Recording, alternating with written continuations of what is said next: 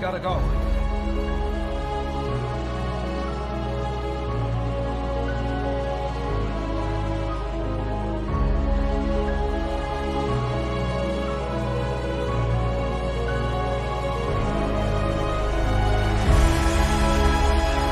I'll get my car. What mine? Yours.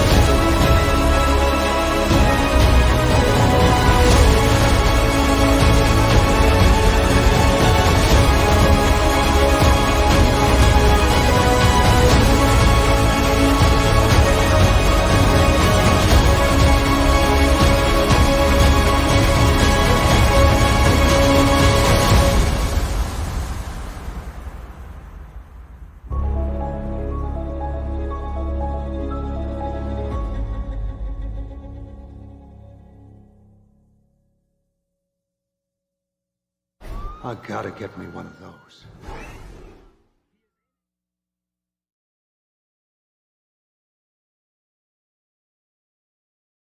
Hello. Welcome to another episode of Bat Dance Discussions.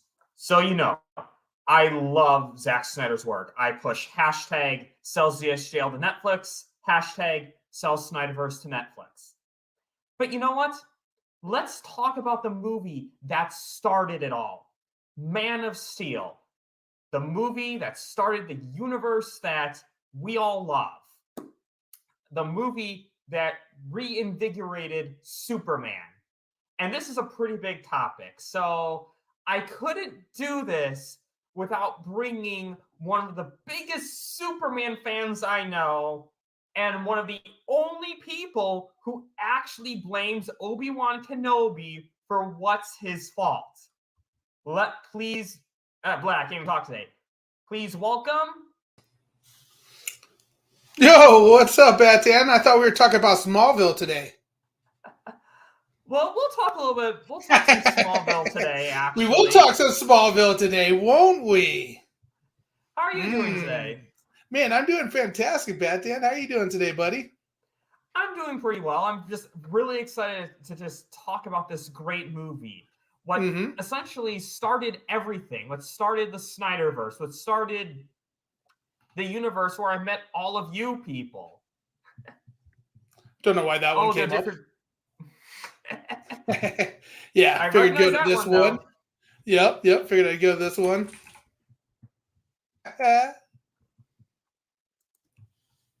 Or how about this one? This probably should be the one that we do today. Yeah, let's do that one. Have you been here, Batan? Or been there, Batan? Did you go? Have you gone to see it? I still have not seen that. I've still not seen Yorkville yet, or where it's filmed. Batan! I didn't realize it was actually so near to me until it started getting colder out. Man, Batan. We next time I'm in Illinois, we're going to explore some of these sites. I'm really excited to talk about Man of Steel with you tonight. The movie means a lot to me, being a big Superman fan. But this movie, means just a little bit more to me. What's up, the Bat Channel? Mainly because this is my hometown. This is one of the places I used to live. So yeah, it means a lot to me. I can't wait to dive deeper into all that. And I can't wait as well. And it looks like you got a troll in the chat. We got this Bat channel who doesn't seem to like you very much. Yeah, can we ban him? Mods, take care of him. Cut him out. I told him I would never ban him from my show. After you banned him from his own show? Yeah, I'll do that. I have no problem doing that. But my own show, not so much. I guess we'll let him pass. What's up, Trey? Good to see you, buddy. Can't stand that guy. Makes sense. And I can't stand myself either. I stood right there. Yep, yeah. He did stand right here. The last trip that he went to, we were supposed to do this together, but we got a little delayed driving out there, and they made it out there before we did. And by the time we got out there, I wasn't able to take him around to the different places since they painted that. And cool fun fact about that building back there, that building still has the American flag painted on it. When they asked if they could do it, the owner absolutely agreed and said, you know what, we're going to keep it there afterwards too. So that American flag is still up there. Oh, nice. I'm definitely going to have to get a picture there. And it looks like... Just stand right in the middle of the street, Pat, Dan. Do it. Okay, I wasn't going to ban you, Trey, but you asked me to, so... No, don't do it. Don't do it. Don't do it. Oh, fine. I won't do it. I'll listen to Super Bowl Corey. Still says, welcome to Smallville. Yep. Well, it's probably a nice landmark for them. Yeah, so obviously this area is actually Plano, Illinois, which is the town just next to Yorkville, specifically where Kent's farm was. So, yeah, man. The house is no longer there, but I remember traveling back and seeing the house. I want to say it was off of the road, going to that water park in Yorkville as well. I can't remember what that water park is out there, but yeah. I tell you what. Yeah, we'll get to that part. I don't want to jump in too far ahead, but yeah. I guess we'll start with the exact opposite. Okay, first you don't need to leave that comment up forever. Oh, there we are. We'll jump into the exact opposite of a farmland, and we'll go to a high-tech, futuristic type of area. The opening of Krypton, probably one of the best openings. Like, just can't even put it in words right now. What about you? Like, what? Just talk about this scene for a little bit. So, man, Krypton looked absolutely beautiful. It was a great way to start the Man of Steel movie. You know, we gotta, that movie in itself, the portion of that movie on itself of Krypton was just fascinating to watch and see. Just the technology, visuals of the ships, the animals, the weapons that they had there, what they wore, all very cool, beautiful colors.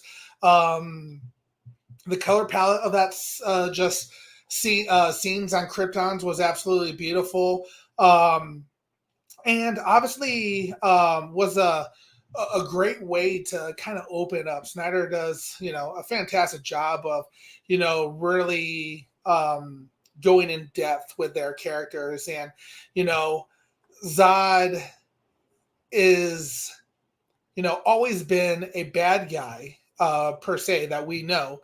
But in that portion of Krypton, was Zod really the bad guy? And here people are going to start saying, sympathizer, Zod, sympathizer.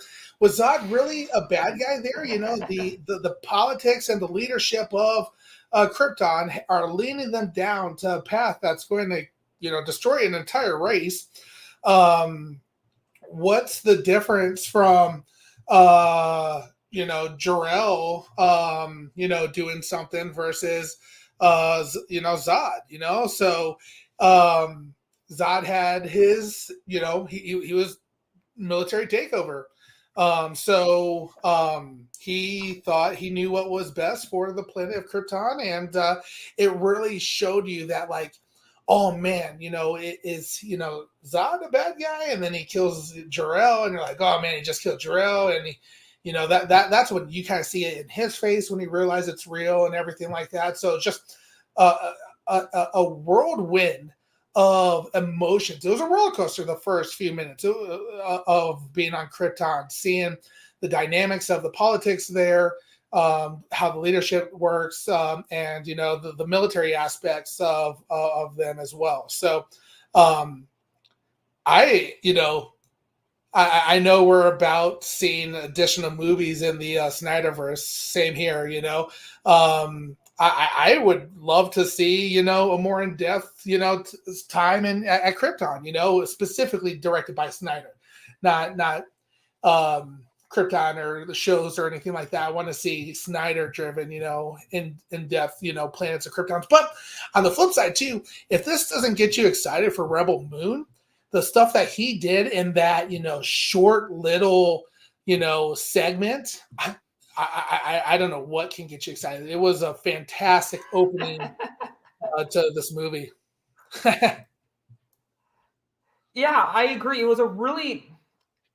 It's just very intense how they did it. Like, I love just the opening, just like Lara giving birth to Kal-El. Like, I thought that was a very interesting thing they established. Like, I don't know if other Superman stories established this. I know Superman and Lois did, but that's after Man of Steel. I mean, before Man of Steel, I don't know if they ever did where like Kryptonians didn't give natural birth, that it was all artificial. So I thought that was really interesting that it was like the first birth in centuries. Just seeing the different, I agree, like seeing the different animals like that, it's not a bird, but that flying reptile whale thingy.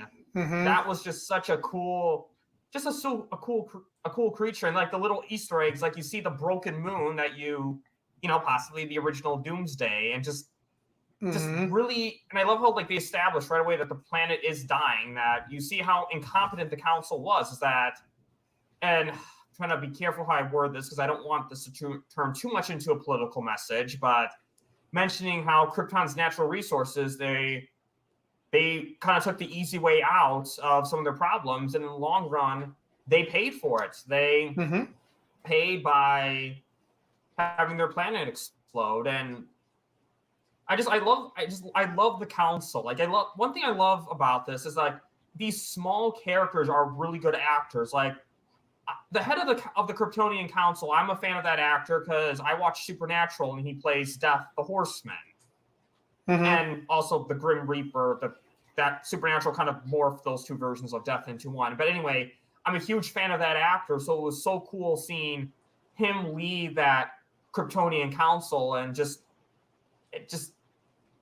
was so, I loved all the acting just of these minor characters was so good in it.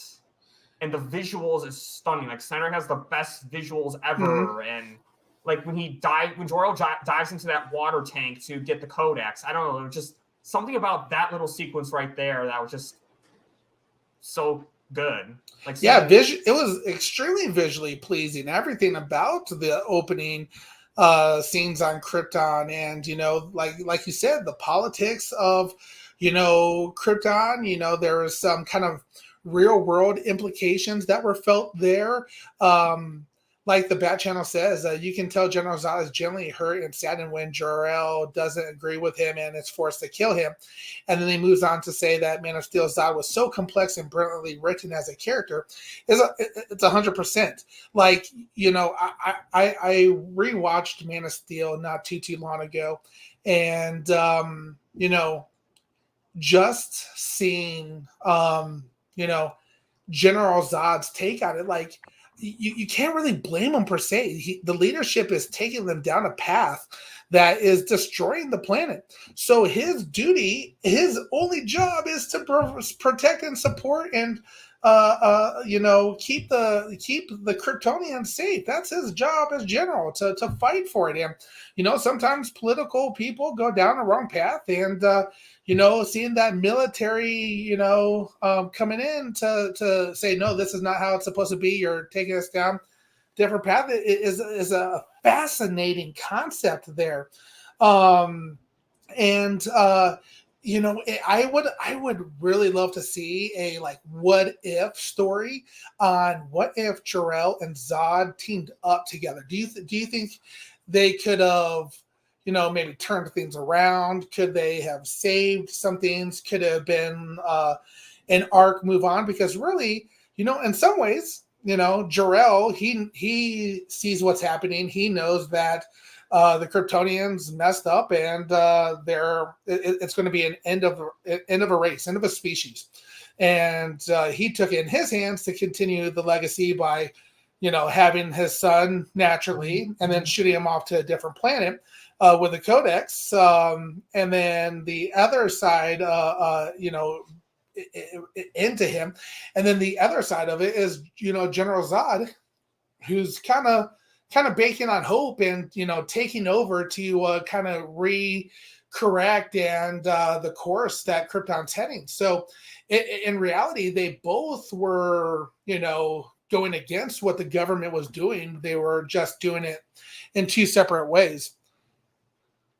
Exactly. When the politics failed the nation, it was the military leader's duty to reclaim the nation for its people. For its people. Now, just like Zod, power tends to corrupt. Absolutely. Yeah. But once again, he was still thinking for, the overall good, the greater good of the community. The needs of the many outweigh the needs of the few, the little, or the one. I do want to answer your question, though, if like Zod and Jor-El teamed up. I kind of think Krypton itself would have been destroyed. I think they were too far gone by then. Mm-hmm. But I think what they could have collectively done was organize, you kind of said, an arc to get out of Krypton, because I think the two of them, they could have convinced the council, because they do have Kryptonian outposts. That's been established. Mm-hmm. So it's not like them leaving Krypton is some foreign thing. So I think that they definitely could have done that. Mm-hmm. And one thing I really love, and we'll talk about like Zod himself later on too, but I love how the movie establishes the origins of Krypton, like kind of Kal-El's origins, but also establishes the origin of the villain, General Zod, because that's always hard when you do an origin film, because you need to establish the hero's origin as well as the villain's origin. And I think they did a really good job in the opening of Krypton, kind of doing both, like showing where Kal-El came from, but at the same time showing Zod what his motivations are, who he is at the same time. And I really love that. Yeah, absolutely.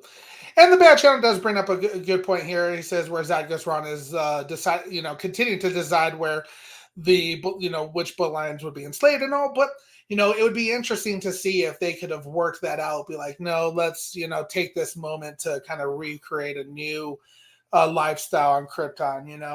Maybe that's the key theme. Maybe if Zod didn't say, we decide on which bloodlines would continue, maybe it's just like, no, we try to grab as many people as we possibly can, and random draw, and then continue it on that way. But here's how he's not that different from Jor-El. You could also say this: why did Jor-El get to decide that his son is the one to live? Exactly. So they were very similar in a lot of ways. Mm-hmm. And that's what these are the best villains, where you kind of understand their motivations, where you can somewhat sympathize with them, where you can hashtag that maybe they are the good guys after all. I mean, those are the best villains, the ones that you can sympathize with. And I think the opening on Krypton did a really good job of that. And I really loved how every bit was action. I loved like the final fight, or in the opening sequence where Jor-El's fighting Zod and his men before launching Kal-El into space. I love how even that was a bit of an action sequence as well. Mm-hmm. It wasn't just the normal, we're gonna say goodbye to our son, but actually there was a bit of an action sequence there as well. Yeah, Zod was storming the castle, and they didn't really have time to say goodbye. So it was a hurry up and shoot him out, to get away from the situation. So it was, yeah. Again, the opening scenes of Krypton was a whirlwind of emotions. It was a roller coaster ride. Is the best way to explain, the scenes on Krypton. Yeah, I agree. Just really great visuals, Mhm. really great action, and just really good job of establishing everything. And there's other flashbacks as well. So I want to kind of move on to some of unless you had any final thoughts on Krypton. No, yeah, it was great. Seeing what he did with Krypton makes me even more excited for Rebel Moon.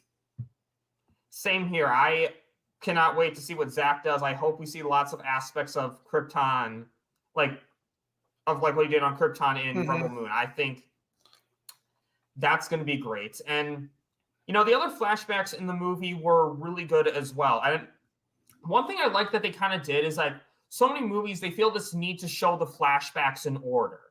And to me, that always feels kind of weird because it's like in life, I'm not gonna recall the events of my childhood in a chronological order. Mm. Like one day I'm gonna think about what I did yesterday, and the next day I'm gonna think about what I did 10 years ago. I mean, it's not like it was that hard to follow where they were. Mhm. I mean, some people, and that's And the go on. flashbacks kind of correlated to what was happening to him in real life as well. So, something happens to you and it makes you think about like a former times that's how you felt, So that's how I took the flashbacks. It was really well done. And just really showed. I love how it showed the struggles that Clark went through as a child, like Hmm. little details, like the fact that he couldn't like control his powers. I really love like I mean, and again, no shade towards this show because I loved the show. I know you do too. Smallville. I mean, they don't really talk about that as much. Where yeah, he couldn't control his powers. They talked about how him and his dad were playing tag and he ended up in the force. But in general, they don't really talk about real struggles about him using his powers other than occasional instances. It felt like in this movie they did a really good job. Like I love the classroom scene where he has like the super hearing and the x-ray vision are actually starting to get to him. And really he acted how any one of us as a kid would have acted. I mean, yes, they all made fun of him, but we anyone, they didn't know a situation. Any one of us, I think, would have freaked out like that as a kid if all this was happening at once. The teacher can't help him. She doesn't know what's going on. And the kids, again, they don't. I mean, eventually they kind of find out about him, but at that time, they're like, they don't know what to do. Yeah. I- you know, I think, it was really great casting all the way around. And, Diane Lane and Kevin Costner What were up, integrity?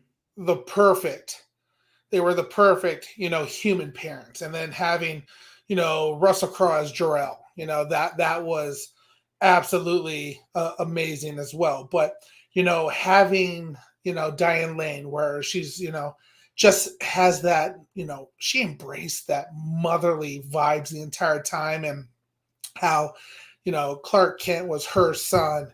And then, Kevin Costner with his, prestige and his, calm, rock steady ness that he portrays in a lot of his characters.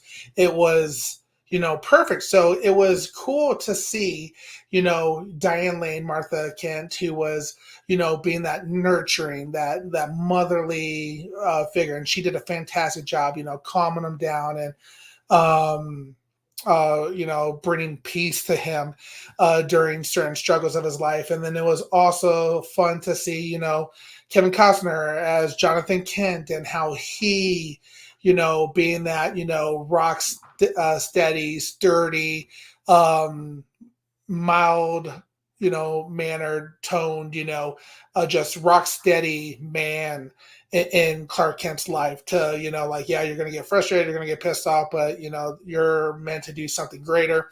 And now's not the time for that. It's like, like a dad would, the guidance from his, human parents were amazing, the Kents. So it was fun to see them interact with each other in the flashbacks. Yeah, it really was. And we'll definitely talk about like the parents later on as well, but I just like seeing like kind of the struggle that they went through with their child, but no matter what, they loved his child. Like, I mean, another scene I really love is kind of a really important scene with that is the bus scene where they're on the bus and they're all making, and I love like Pete Ross's character in that little scene as well. Like Pete Ross in this version is a bullying Clark, which again, growing up with Smallville, that was kind of weird for me the show Smallville, that was kind of weird for me to see because I just think of the two as like inseparable best friends. And on this show, he's bullying him, but I loved seeing that the bus goes into the water and Clark, he risks his secret because he knows he can't let the children die. And it was nice to see it for once, like the children having respect for him because he saved their lives. Like so many shows would have had them all immediately turn on Clark, immediately like trying to cash in for fame and money and whatnot. And I know humans have their problems, but I would like to think that most humans are decent enough to not want to ruin someone's life, someone who's like someone that they know, someone they know is a good person, someone who saved their life. And Trey went to that location. Yes, right. The Fox River. Yep. I've fished in that river numerous times. Muskies, all that. It's you probably have been on the Fox too.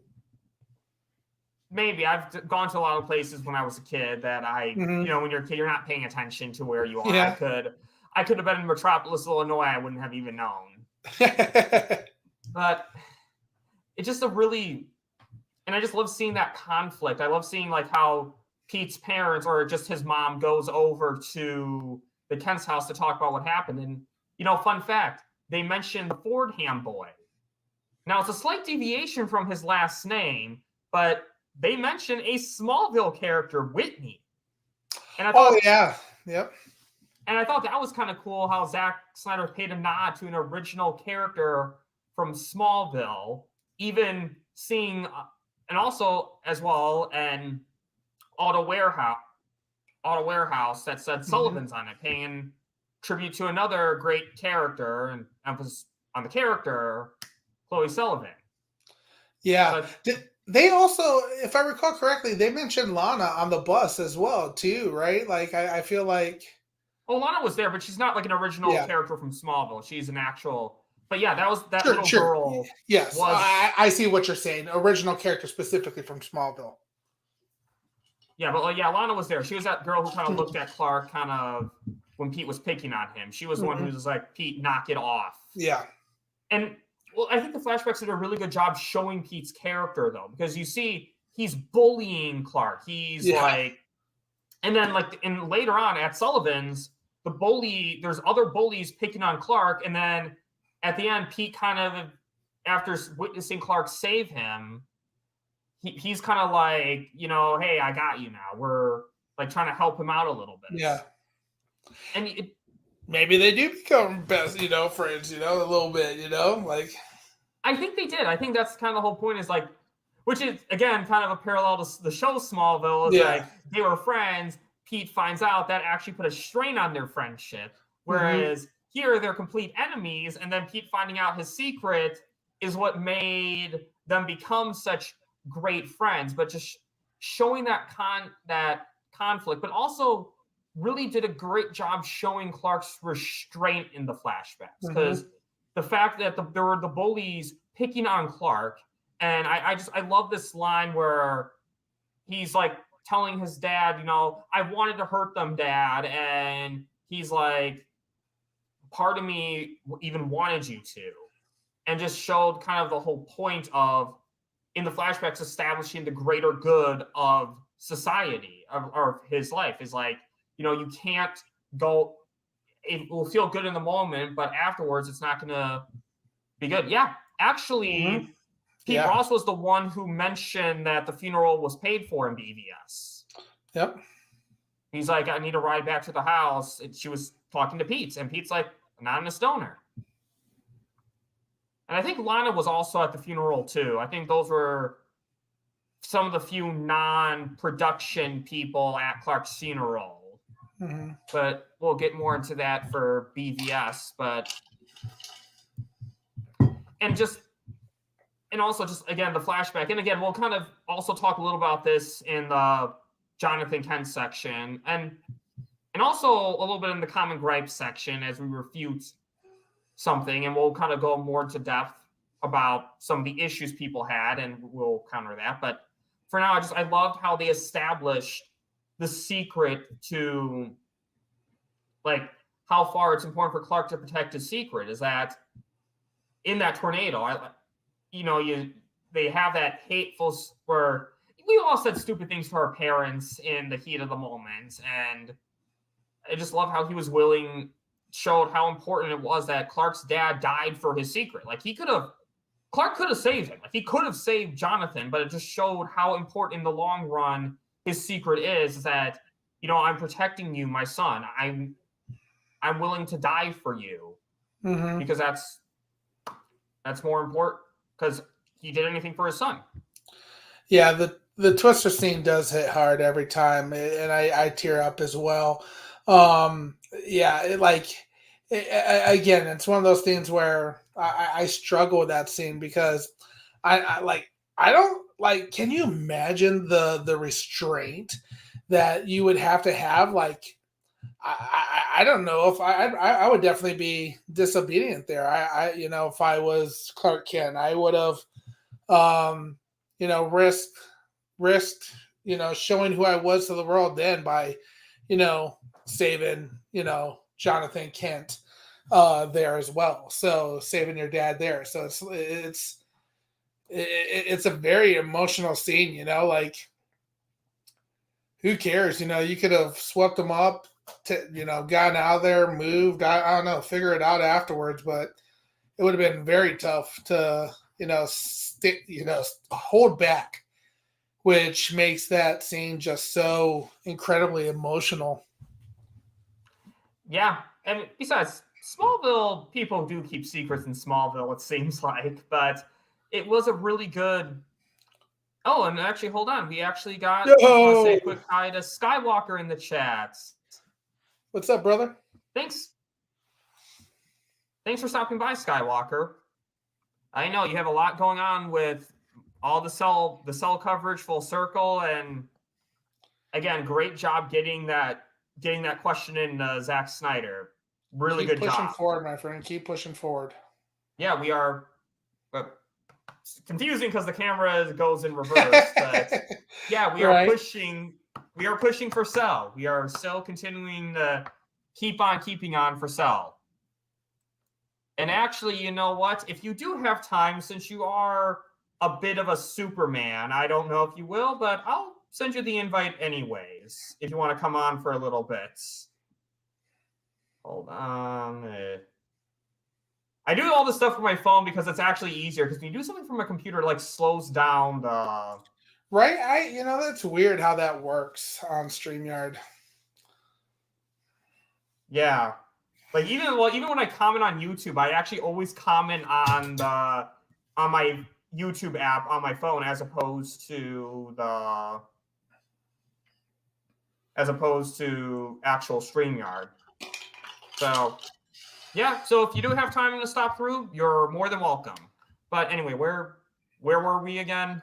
We were talking about flashback specifically, where Clark Twister doesn't save. Yeah. And it is heartbreaking because, like, you feel bad because he did say something hateful to his dad. But to be fair, though, I do have to say his dad knew that Clark was just about to apologize to him. I mean, it was pretty obvious that he was like, "Hey, Dad, I'm sorry about this." And Jonathan's like, "Yeah, I know. Tell me later." So even though he did kind of say a hateful thing to his dad, I do feel like his dad knew in the end that his son loved him and that he was sorry for saying that. And it's a good reminder to end the hate, like in the sense that like don't say something you wish you have to take back, like don't end a conversation on a bad note, try, especially with your loved ones and your friends, like don't regret the last words you said to somebody, Yeah, Batman. So stop telling me that Obi-Wan gave up. You know what I'm saying? Because one of these days, that could be the last thing you ever said to me, bro. If that's the last thing I say to you, I'm fine with that. Really? Really, bro? Damn. Obi-Wan gave up. Come on, man. Hey, much love, Dan. Much love, Corey. Thanks for shooting me the invite. I got a couple minutes, so I just decided to hop on here and talk with y'all homies real quick. Nice, man. Much love to you, brother. It's always good to see you. That's what if this is the last few words, that's what you say to keep rocking, keep pushing forward, keep marching. Right. Thank you, bro. You know what I'm saying? I'm going to set the Obi-Wan to the side. I'm going to say. Right. Hey, I'll thank set you, bro. aside too. Yeah. So what do you think about the flashbacks? Like, what did you like about, and you can talk about the Kryptonian opening as well, since you missed that part. Oh, the Krypton opening of Man of Steel? Yeah, you can talk about that and my the other goodness. flashbacks as well.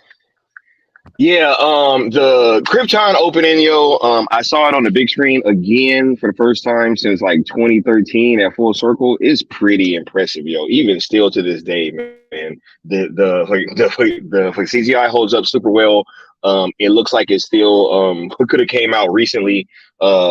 It's really a great way to open the movie, because it's such a different kind of look at Krypton than we've ever had before, right?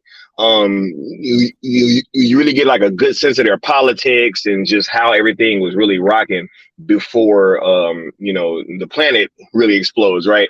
But the acting from Russell Crowe and from Michael Shannon and from everybody involved in the whole Krypton sequence, it was just top tier from start to finish, and you rarely hear people that did not enjoy that opening with them being on Krypton. Usually people, even if they don't really care for Man of Steel like that, they always agree that that opening was pretty sick. So yeah, one of the best openings ever. And I guess also, since we were talking about it, like what's your take on the whole like Twister scene and like Clark Kent like seeing that struggle for him to keep his secrets?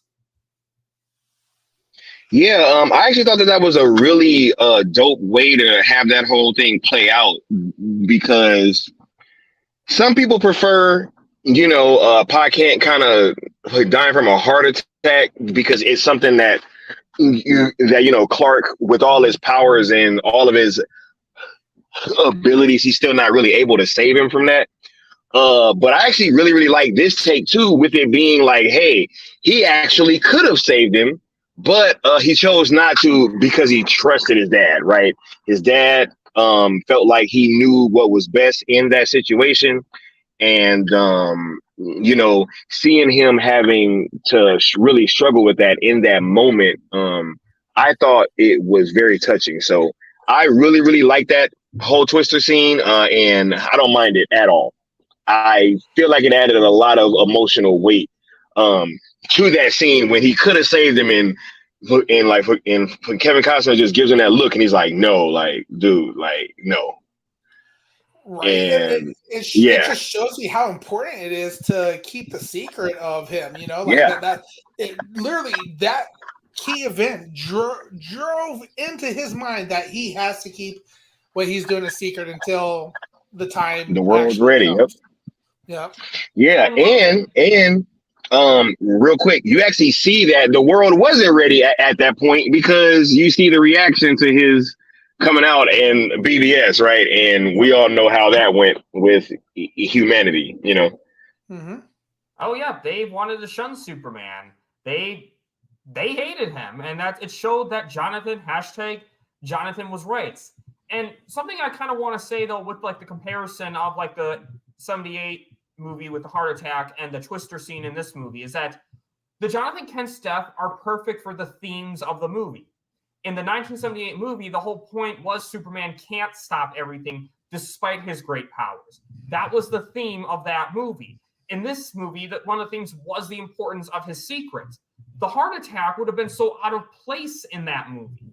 So both of the Jonathan Kent deaths fit their movies very well. So that's one That's thing I love. that's a really good point. I actually like never thought about it that way. That's a really astute observation, Dan. Thank you.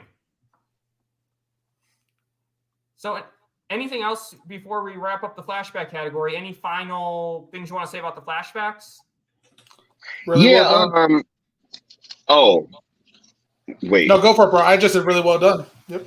All right. Yeah, I'm not sure. Like, I literally just came into the chat when I stopped through, and so I didn't see how far that you guys had gotten into the conversation. But with the flashbacks, I actually like that they told his kind of story that way. Right. It kept the movie going at a very brisk pace.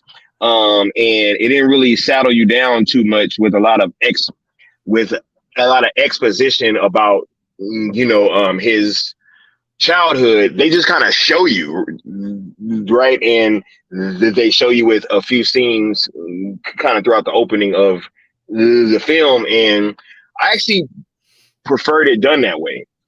Absolutely. Instead of kind of bogging everything down with seeing him grow from a little kid all the way to, it just jumped straight into him being a fully grown adult. Yeah, I agree. It's like kind of a great way of like really sprinkling it out. Yeah, and we kind of covered that a little bit, but yeah, I totally agree. And just kind of just something for the chat, I appreciate all the enthusiasm, but please don't repeat the same comments in the chat, even if we agree with them. But yeah, really, really great point, Skywalker. And one thing the flashbacks did really well, particularly the opening on Krypton, was General Zod, Michael Shannon, just his character. Like, what'd you guys think of Michael Shannon / Zod? We'll start with Skywalker since he has to go any minute. Okay, yo, Zod is like one of my favorite characters in the DCEU, yo. Almost every line that he has is gold. Michael Shannon just fucking delivers it with such power, and you really just get a sense throughout the film that he's like this ruthless general, right? But then you understand why towards the end, right? When he literally says like, yo, that is the sole purpose for which I was born, was was that everything that I do, no matter how cruel, right, is for the betterment of my people. It's like, and now I have no people. Man, that was that was such a great line, yo. Yeah, right. Right, Trey. That I will find him. His entrance, the whole "you are not fucking alone" scene. I'm gonna take them from you, Cal. Right? Now, there's so many lines, right? Michael Shannon did a fantastic job. He is like one of the best comic book movie villains of like the last 10 years, in my opinion. And it really kind of goes understated like how dope he actually was. So Michael Shannon got a very, very big 2 thumbs up for me. Yeah, absolutely. Michael Shannon did a just amazing job. Like I think about that "You Are Not Alone" trailer all the time. Especially, I remember talking to Trey when it popped on. It was the Super Bowl, and it like interrupted and it was like, "You are not alone." The trailer, like I remember, like we're like, "Holy shit!" It's kind of like some War of the Worlds type shit going on. Like on the radio when they did this and people were freaking out thinking that aliens are taking over. So when I remember seeing that at first, I'd be like, "Oh my god, what the hell is this?" And then woo. Got your heart pumping in. Man, give it up for Zach, for knowing how to, market and get people hyped up and excited. And that trailer is still one of the best trailers I can possibly think of. Yeah, Trey did literally. Corey? Oh yeah. He it was like immediately like you see it like you all of a sudden you're watching TV and then just boom and takes off and it starts, you're like caught off guard, like almost I don't know if you've experienced it, but like when the emergency alert system goes off and you're like, like it just kind of starts you like, well, what the hell is this? And usually you get like, oh, this is a test, but this was like real life, and it took a second before it was like, oh, it's Zod, this is a Man of Steel, Superman trailer, and it was intense when I first saw it, and even to this day when I watched that portion of the of the movie when he shows up, it's still an intense. Like, can you imagine, like, if that shit really did happen, and your TV and all the computer just immediately goes Every screen, right? Every screen, scene, right? Including this one. Oh yeah, we're talking about Man of Steel, and all of a sudden, yeah. And by the way, Trey, I pinned your scared comment in the chat. So the fact that you thought we were under attack, I'm leaving that up for the rest of the show. So, but yeah, I really love that scene too. And I love like the little details about the fact that they like did it in like the different languages too. Yes. Super dope.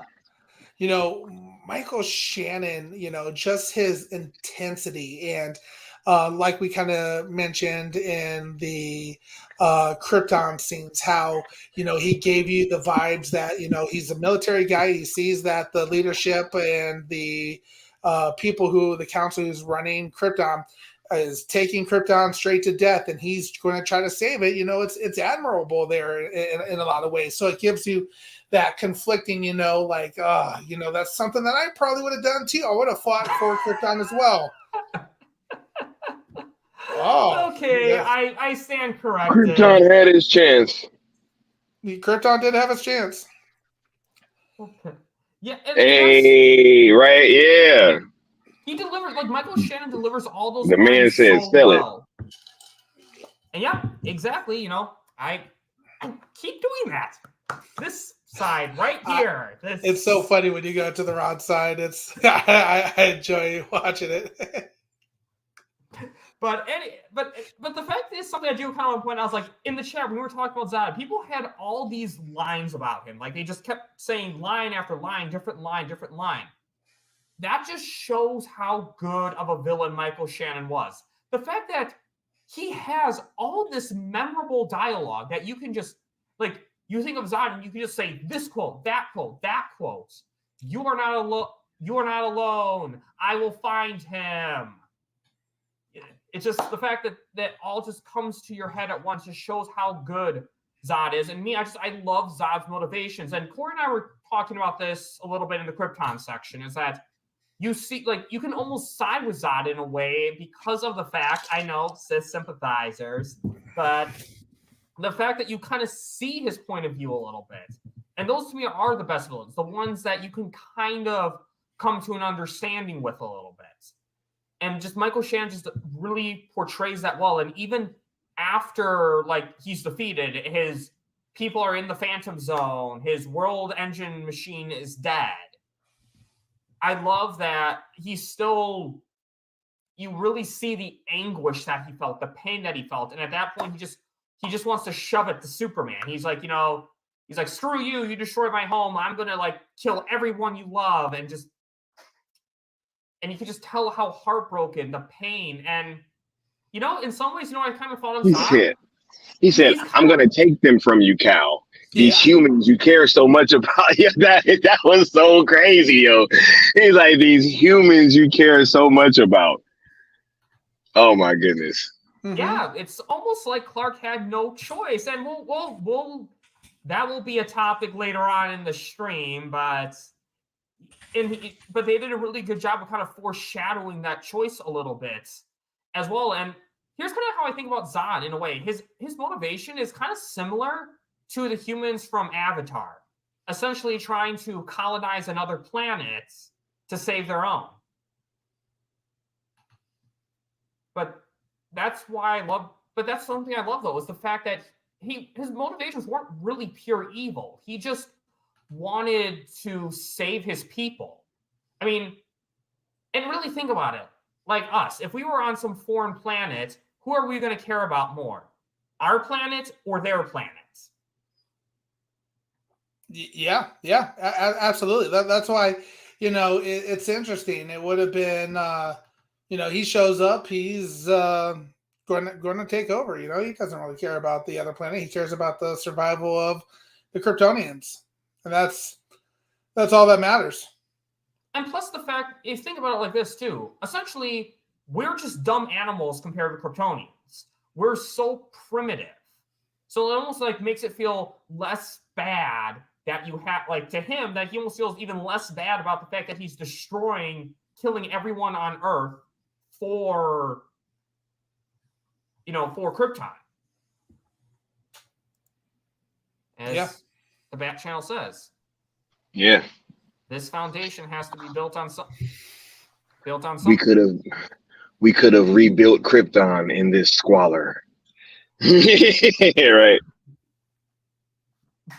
Yeah, and just another great. See, the fact that he just has so many great lines, and just Michael Shannon really does a great job portraying Zod as well. And that's one thing I'm excited for in The Flash is seeing Michael Shannon return as Zod. It's so funny. I talk Zod. I keep wanting to say Zod Rider because I'm so used to it right now. Right. Yeah. Yes. And you know what a guy he is. You know, to ask for clear it up with Zach. You know, to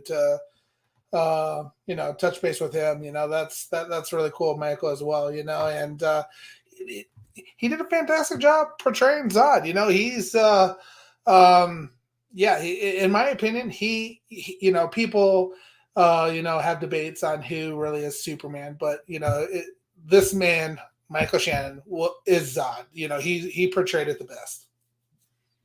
100%. And anything else you want to say on this topic before we move on to the next character?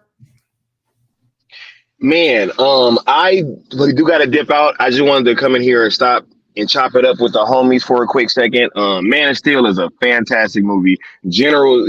Everybody that was cast from Feora to Kevin Costner to was it Diane Lane? Like just Lawrence Fishburne. Everywhere that you look is top tier actors, and they all really, really poured into these roles. You can tell, and it shows in the film. It's a fantastic movie, one of the best origin stories for a comic book movie, I believe. And seeing it recently at Full Circle, literally, Seal and we literally talked about it all. A few times. Man of Steel was the most lit showing the entire weekend. That is an absolute fact, and it's a super dope movie. And if you haven't watched it, watch it. And if you have watched it, watch it again. And make sure that you own it too. You buy a copy 4K if you have the setup, and if not, however you can watch it, just get to a screen and watch this movie because it's super dope.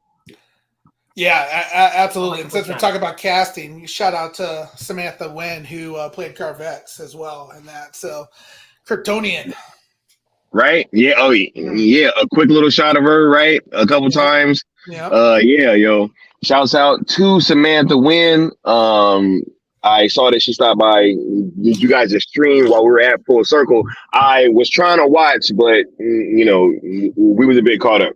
It's all good, brother. Yeah, you were busy, man, and that was the day you felt like crap too. I feel like so. It was Yeah, sad, man. man. Oh my God, bro. Yes, no, literally, like I was in the theater sitting down, and they were like, "Fucking Samantha wins on the Bat Channel." I was like, "What?" And I was like, "Oh, like, yo, I was out of it, man." Fucking Leon was trying to show me. I tried to put my earphones in. I, I ended up coming back and leaving a super chat, but it was like right at the end of the show. Man, I was out of it, yo. I was out of it completely on Yeah, Saturday. and just a reminder that super chat went to AFSP. All those donations that went through super chats went straight back to AFSP. We weren't everything was going that day to AFSP. So Yeah, we yeah, support AFSP over here, and we support AFSP a lot. Which these shirts go to as well. We'll right. talk about this at the Literally, end. the shirt that Bat Dan has on supported AFSP for sure. And we also have a whole storefront over at inktothepeople.com/sales ESJL. We have an entire storefront that benefits AFSP. So make sure that you get on over there and you copy a shirt. I mean, there's shirts, hoodies, tank tops, baby clothes. I think like whatever you need, you should be able to find it. And we have multiple designs. We have team up shirts, Trinity shirts, cyborg shirts, Martian Manhunter shirts, right? All kinds of stuff. So get on over there right now to inktothepeople.com/salesdsjl and cop some merch and support a good cause in the process. Link in the comment section, by the way.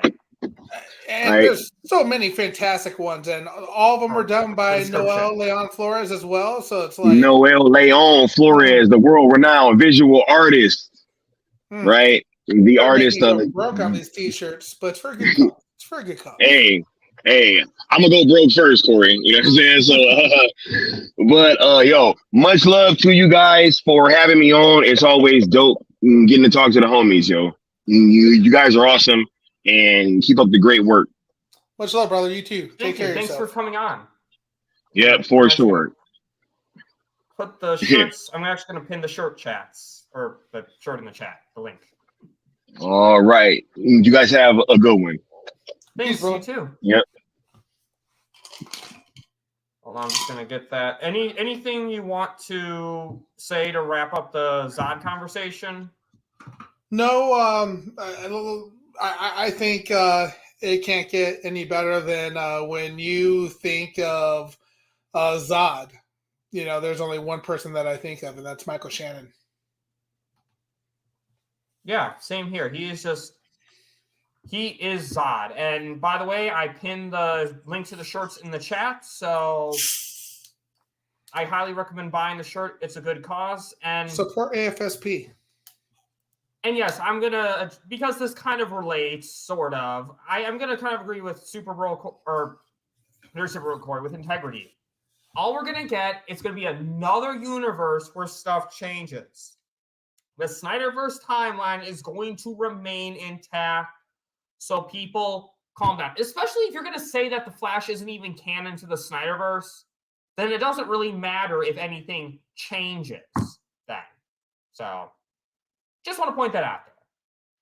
I'm excited to see Zod return in the Flash movie. I'm thankful. I love his loyalty towards Zack Snyder. And again, great actor, great casting. And this next one's, I'm going to say this. I think this next character is an improvement from her comic book counterpart. I'm curious, Supergirl Corey, did you ever watch the show Lois and Clark? Yes, I did watch a little bit of it. Did you see the scene where they go to the past and they see this guy from the future named Tempest who gives this big speech about how dumb Lois Lane was? Vaguely, it's been forever since I've seen that show. You're gonna have to jog my memory. Basically, Tempest is from a utopian future that's utopia because of Superman, and he talks to Lois about the big question is how dumb was he? And he imitates, he takes H.G. Wells' glasses, going, Yeah. I'm Clark now. Yeah, that. Yes, he was imitating him. Yeah, and it really showed how really like Lois Lane has seen both Clark and Superman time and time and time again. But it never made sense how she couldn't figure out that Clark Kent was Superman. That never made sense. I can understand glasses being a disguise if you don't really see either of the two, one of the two very often. I get it then. But if you see the two frequently, you're gonna recognize them. And that's one thing Zack Snyder, I like that he did well. I like that Lois just knows that Clark Kent is Superman, that she's actually a Pulitzer Prize-winning reporter, that they took out, as much as I love the Superman mythos, they took out one of the dumbest aspects of the Superman mythos with Lois Lane's character in this movie. Yeah, it reminds me of Jimmy Kimmel's skit that he did on whatever late night show he's on, where it's Henry Cavill and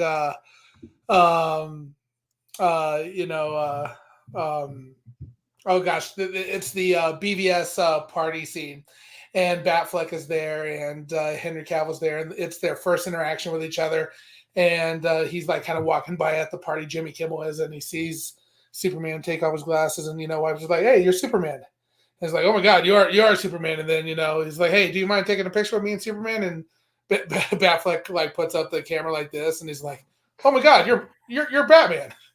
And he's like, "Hey, shut up." That always cracks me up. And then it's such a funny scene there. Amy Adams. Oh, she is. Yeah, she is from Colorado. Wonderful person. I thought she did a fantastic job. Amy Adams has that, red, maybe it's the red hair, that feisty, spirit in her, that fiery soul, that really, shows that she's going to go to, any limit to report the story and to break the news. And it was a lot of fun. Amy Adams did a fantastic, sassy, badass woman. She did a fantastic job just portraying that and really embracing that in there, obviously loved her in The Office. So it's, Amy Adams is just cute as a bun, and I think she did a fantastic job as Lois. And I do agree with you that it was nice to see them take a more realistic approach, and that, oh my God, yeah, you're definitely Superman. It's just, and this is going to be a little secret that they keep together. It's kind of shows, that they're that, power dual couple, that's so it was so fun and entertaining to watch. And actually, Pat Carter brings up a point I want to talk about too, is that I like that Lois Lane is not a damsel in distress, because in Superman the movie, that's all she is. She is just someone that Superman needs to save. But in this one, I actually feel that she's formidable herself. And as I think it was Deborah Snyder who even said it full circle. I don't remember if this was the Man of Steel or the BBS panel, but saying that they save each other. That's one great thing. And in Man of Steel, you see that as well. It's like she's the one who learns how to send the Kryptonians to the Phantom Zone. She's the one who actually sends the Kryptonians to the Phantom Zone.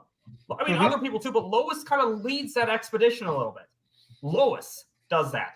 Lois actually helped save the day. She was useful. She helped, and that's, she kind of helped hide the codex, or not the codex, but she kind of helped hide that key from Zod. Lois did that on her own. And Superman saved her when she fell out of that ship, but that's the whole point. They save each other. And it's not a one-way thing, and they do that, again, it's one thing Zack Snyder does really well with female characters. I always say that Zack Snyder is probably one of the best directors for female characters ever. He makes them badass. He makes them independent without he doesn't make them Mary Sue's either. He doesn't make them these infallible people who never mess up, like CW does with Iris West and The Flash. Not that I watch that show anymore, but one of the reasons I stopped watching The Flash was they like this Iris character, yeah, they tried to make her strong and independent, but they did it by like making it like she couldn't be wrong. She had to always be right. And like one thing I feel with Lois, I didn't really get that with her. I just, like for example, when she leaks that story about Kal-El or her mysterious savior to Woodburn, that leaker, that gossip guy, basically. I like that when she did that, she wasn't seen as in the right for doing that. It wasn't like Harry said, you know what, deep down, I think you were right all along, and I never should have yelled at you in the first place. No, she's human. She messed up, and she realized that she shouldn't have done that. But it didn't take away anything from her character. Just little things like that matter. Yeah. You're absolutely correct. She is a just phenomenal character. She's brave, she's bold, and she's a go-getter. And she's not going to sit idly by, and she's going to take an active role in whatever's going on around her, and it's just awesome to see. There's no damsel in distress, like Law said, and it's beautiful to see. Yeah, exactly. And I think they did a really good job with like the Superman Lois relationship, because I didn't really feel like they were a couple, like of an official couple at the end of Man of Steel. Like they were like totally in love. Because keep in mind, a lot of time passes between Man of Steel and Batman v Superman. So don't get me saying this comment as like a diss towards Batman v Superman because they were together all of a sudden. No, time passed. But in 18 months to be exact.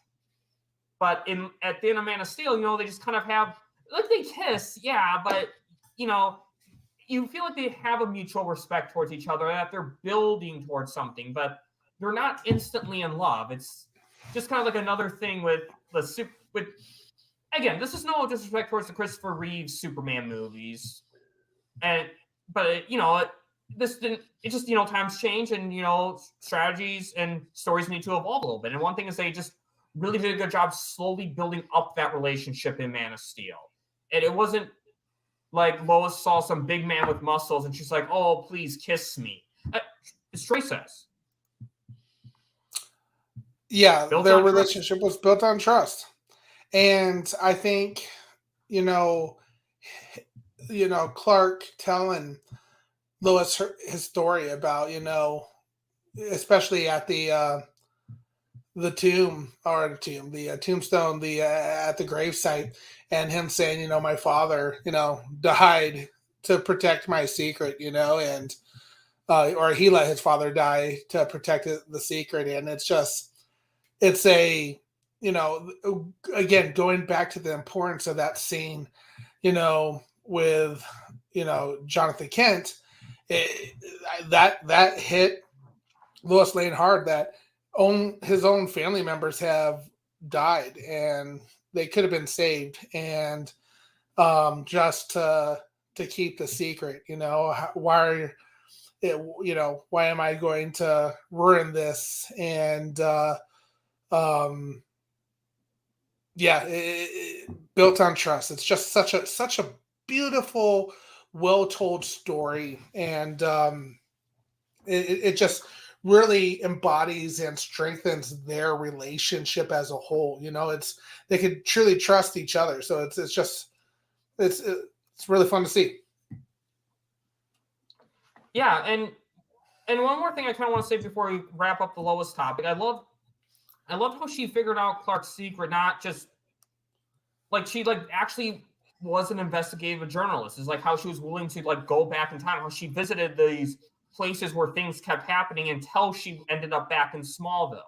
But it showed, like, the movie did this great job of following this rule: show, don't tell. Don't just say that she's a Pulitzer Prize winning reporter. Actually show she's a Pulitzer Prize winning reporter. And they did a great job showing that by just how she figured out who this mysterious person was. Which, by the way, a fun fact a lot of people don't catch on the first time: when she ends up in that Arctic place where all the research Emil Hamilton and people are, that was actually Clark who helped her out of the helicopter. Yeah. Easy to miss. And also, talking about Smallville nods, Amy Adams was also in Smallville. She was. She was in Smallville as well. As a fat character, I mean, like, when I say as a fat character, like, that's actually what her character was. Like, that's, like, the whole point is that she felt self-conscious about it and was eating people. And stuff. That was actually dating Pete Ross even, It's funny because one of the first people she talks to in Smallville is Pete Ross, and her character in the Smallville show dates Pete Ross. Yep. Another, again, an Easter egg connection that I'm kind of creating for myself there. But, yep. Somebody save me. And sorry, I don't really have clips on my channel, else I would play that one right now. Don't worry. I'll go to Somebody Save Me.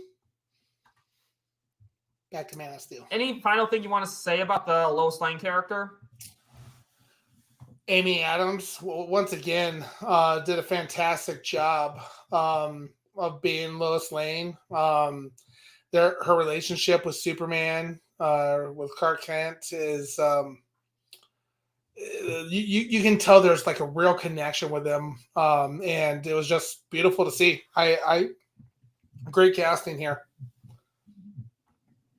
Yeah, completely great casting.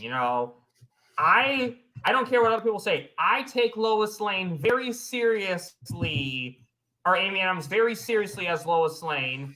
I say this to a family member who texted me once that she couldn't take Amy Adams as Lois Lane seriously. Sorry, have to disagree with you. Did she say why? But no, we were just texting, and I'm very hard on my family members who criticize Zack Snyder's movies. Yeah. But yeah, I adore her. She's a great actress. I'm curious. She's in that so many great movies, like I just pulled her up real quick, and just all the I didn't realize she was in that 70s show as well. Yeah, she Jodie Melville. Yeah. Well, like Amy Adams has been like in so many movies and scenes that maybe that's why it's partially difficult, because she was in that 70s show, Buffy the Vampire Slayer, even Smallville, The West Wing. I remember from Enchanted. Isn't she in Tenacious D as well? She's in so many things. Like, when you really look at what she's done, it's kind of fun to see. Yeah, Office is immediately what I always think of when I think of Amy Adams. But yeah, she I think Trey, you're gonna have to correct me wrong, but if I'm wrong, but I think she's out of Castle Rock. Is where she used to live or lives, or one of that out in Colorado. So pretty cool person. Yeah, she seems like one. And it's kind of funny to think about in a way that Reed Richards breaks up with Lois Lane. Yeah. You watch The Office. That's good point. Oh, wow. Yeah. Trey is actually saying that you're correct on something. That That's never right. Yeah. happens. She went to Douglas County High School. Yeah, in Castle Rock. Mm-hmm. Yeah. Amy Adams is a bomb. She really is, and again, we could talk so much more about her and what she did in BVS, about her in Zack Snyder's Justice League, but we'll get into that in those reviews, which by the way, I definitely will be bringing you back on for the BVS review too. Awesome. So we'll talk more about that. And I want to talk about, we talked about these characters a little bit earlier, but in the flashback sequences, but I kind of want to just do a whole topic dedicated to the father. So this is Russell Crowe as Jor-El and Kevin Costner as Jonathan Kent. Just overall, what are your thoughts on those two characters? And again, fantastic casting by Zack Snyder once again. Russell, I guess I'll start with Kevin Costner. I'm a big fan of Kevin Costner. I love, tons of his movies. Yellowstone is one of my favorite shows. So John Dutton is the man. Him playing Jonathan Kent. He has this strong and bold and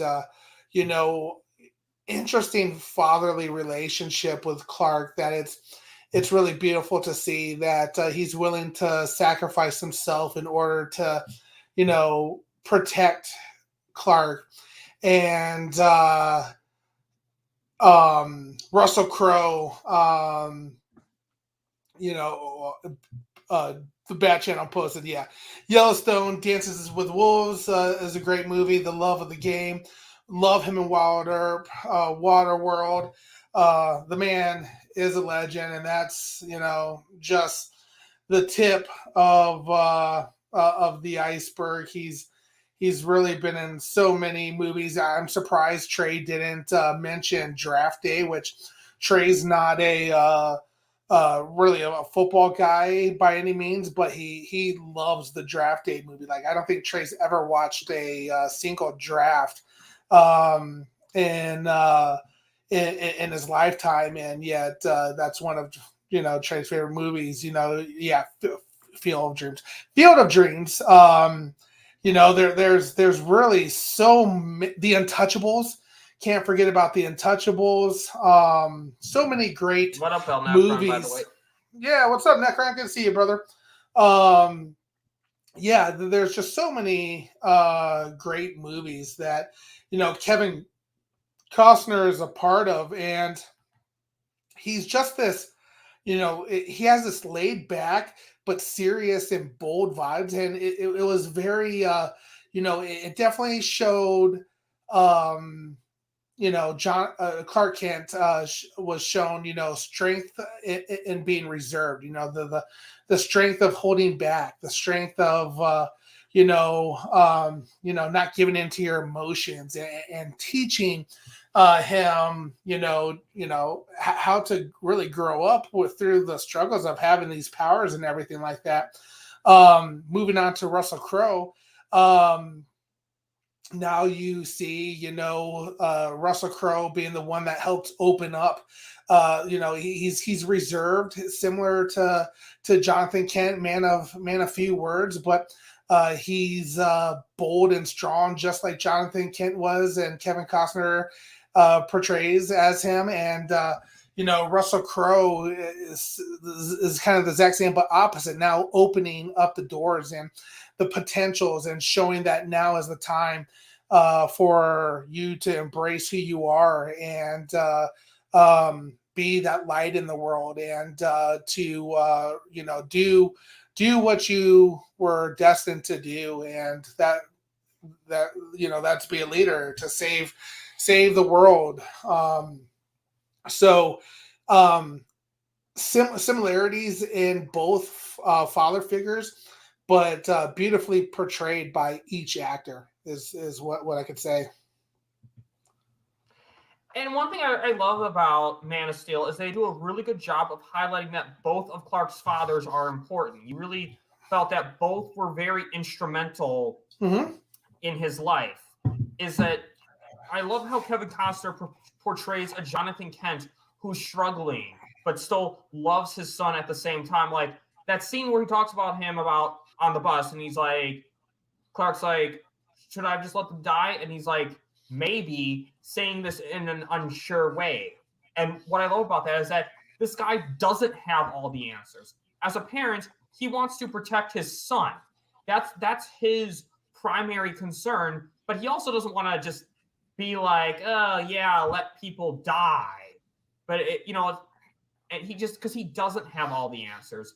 And the whole "you are my son," like Kevin Costner just delivers that line so powerfully. When again, when Clark's like, "Can I just keep pretending you are my son?" And Jonathan, no, you are my son. Like, it doesn't matter to him that he's adopted.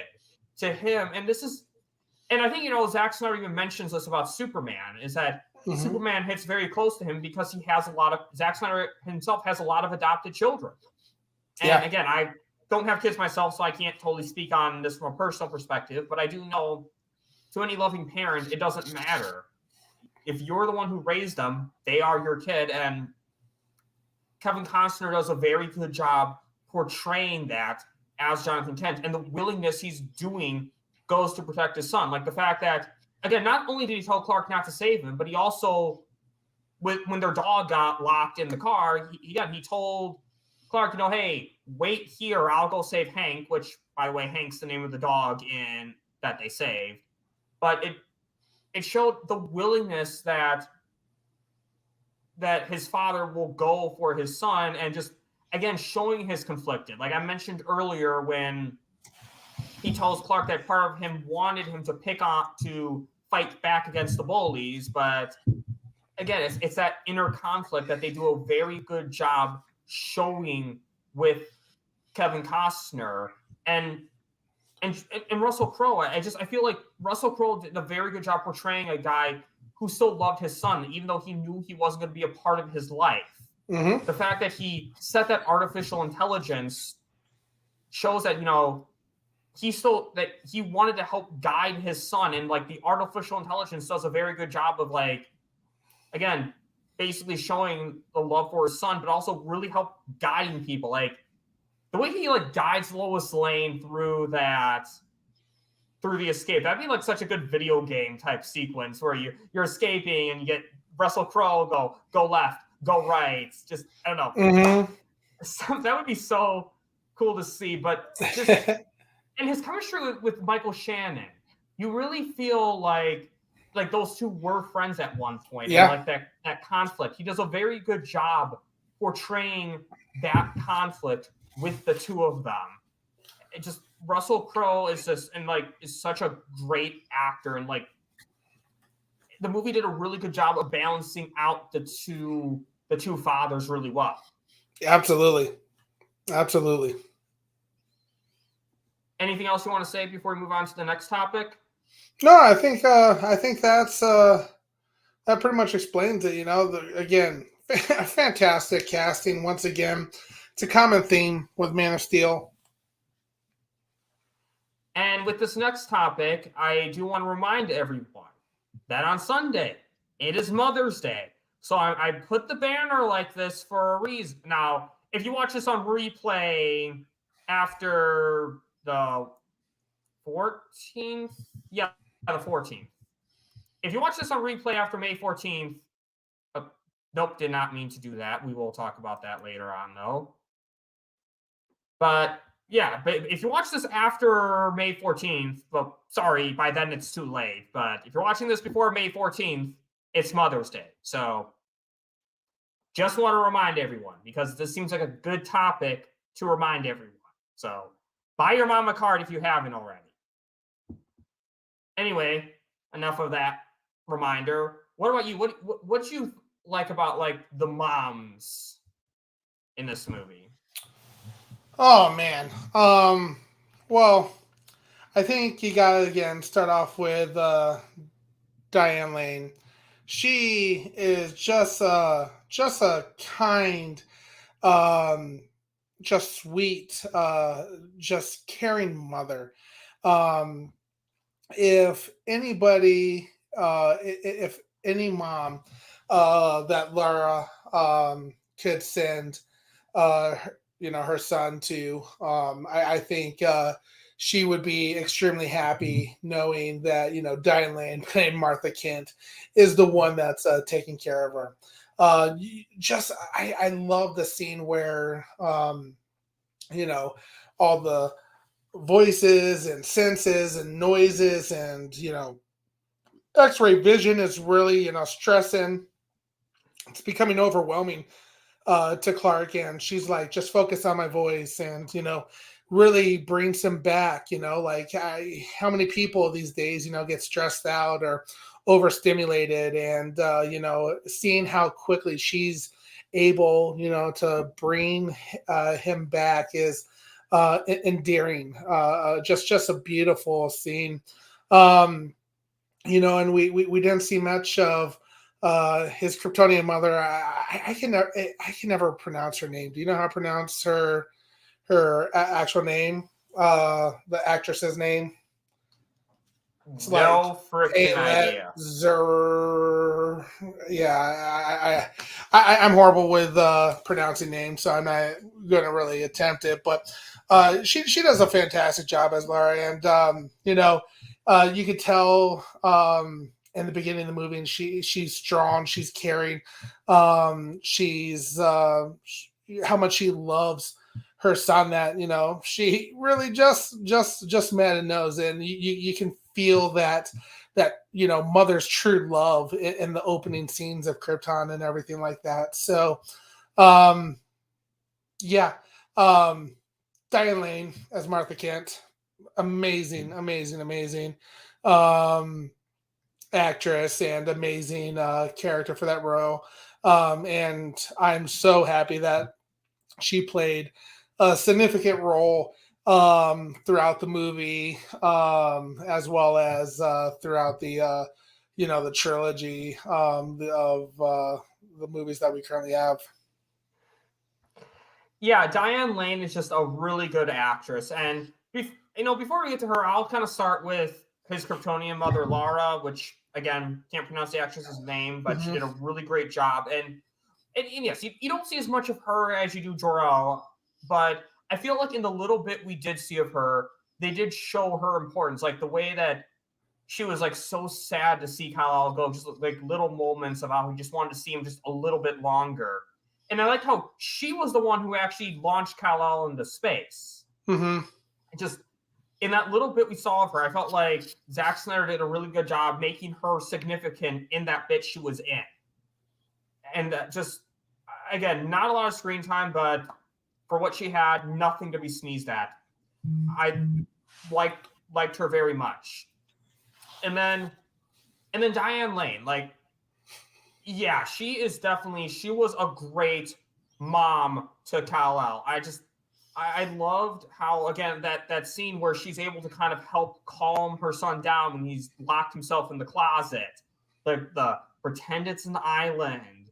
You just really can tell, like, what a good mom she is, how she's able to really handle that situation, and how she's really there for her son, and even her as an adult.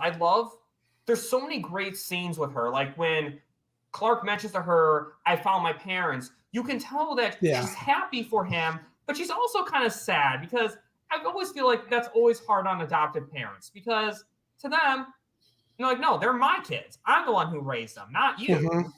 But you can feel that conflict, but she's also happy for him at the same time. And she plays that very well. And that's just, and the way she's like kind of hesitant with Lois Lane. And the way, Henry Cavill reassures her that, she's still his mom. And that's another just absolutely beautiful, beautiful scene.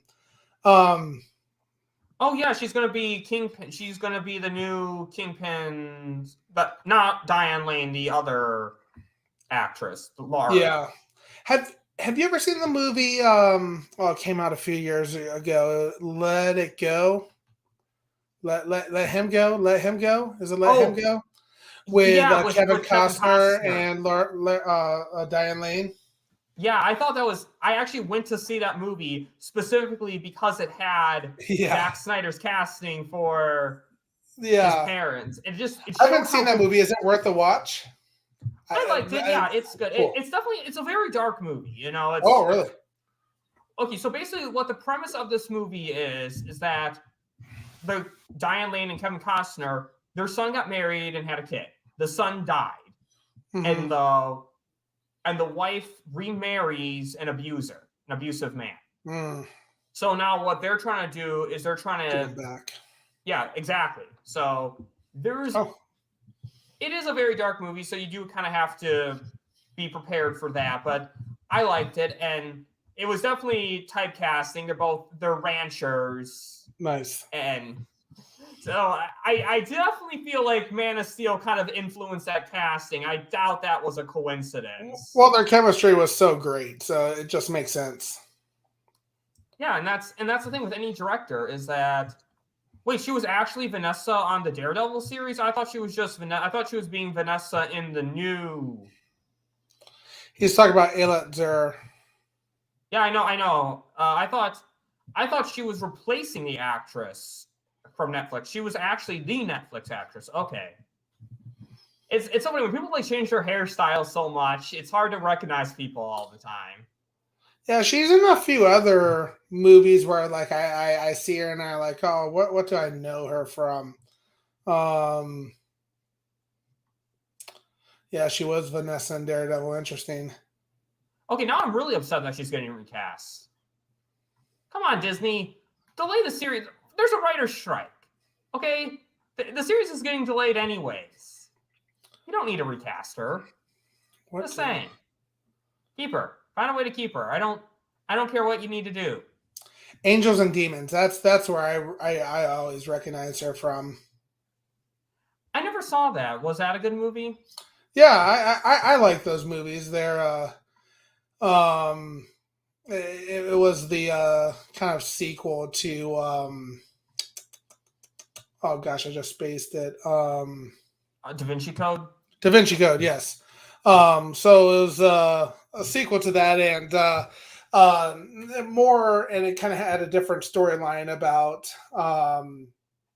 the Pope and some of the inner workings of that. I think I liked Da Vinci Code a little bit better, but Angels and Demons was a fantastic movie as well. Yeah, I actually never saw either of those movies. So many movies that I haven't seen. And actually, well, I'll say one thing I do want to say with Let Him Go is actually one of 3 movies I saw in theaters in. Okay, 3 movies I saw in 2020. I mean, before the pandemic started. Like I saw some movies in theaters before the pandemic started, but it was one of 3 I saw in 2020 after the pandemic started. It was. What was that movie Christopher Nolan did with Robert Pattinson? I forget what it was called. I saw that in theaters where time goes backwards. You're not talking about Inception. No, it wasn't Inception. But that was like one of the ones. Yeah. Sorry, I got sidetracked. I saw that she was also part of Halo 4 Forward Unto Dawn movie. She was that colonel in there as well, which Tenet. Yeah, Tenet for that one. But I saw that she was also part of Halo 4 Forward Unto Dawn, and she's that colonel there. So that's the other movie that I always think about. That Alet, or however you pronounce her name, is in. Does she have like a nickname that we can just say that's because I don't want to just give her a nickname if she doesn't go by one already. Alet? Trey's always better about pronouncing the name. Oh, I guess. Yeah, Trey's usually better about pronouncing names, and then I just kind of try to repeat after him. But yeah, kind of like it was Tenet, Let Him Go, and Wonder Woman 1984 were the 3 movies I saw in theaters. But anyway, one thing I wanted to kind of get back on track. We went on a bit of a... But anyway, with Diane Lane... one thing I like is that she actually stood up to Zod and the Kryptonian. She's like, go to hell. Like, what a badass being able to stand up to people she knew were as strong as Superman. Well, she just saw her husband die, so she wasn't going to give them an inch. You know, she was going to protect her son. Oh, he just researches. And then after when the house is destroyed, just the line, it's just stuff, Clark. Just again. just showing that she's just happy her son's okay. She doesn't care that some stuff got damaged. She's happy that her son's there, that her son's safe, actually kind of want to go back to when you were talking about Clark reassures her, like even when Diane Lane says, "Gonna take you away from me," just I can't do it as well as she does, but just does a very good job, like portraying that. Again, it's kind of what I say about Zack Snyder. He is one of the best directors for female characters. Like he just knows how to write them, knows how to make them badass, but not make them these Mary Sues who are perfect at everything. No, just make some real, authentic, badass characters. And that is, again, one thing that, why Zack Snyder, one of the many reasons Zack Snyder is a good director. He shows it with Amy Adams, with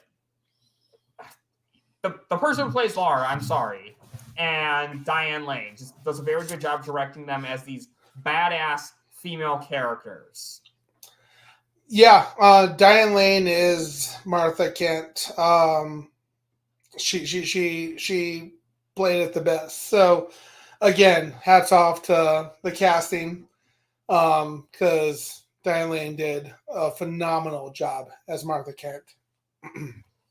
And remember, before we move on, just another reminder, Mother's Day. If you're watching this before May 14th, Sunday is Mother's Day.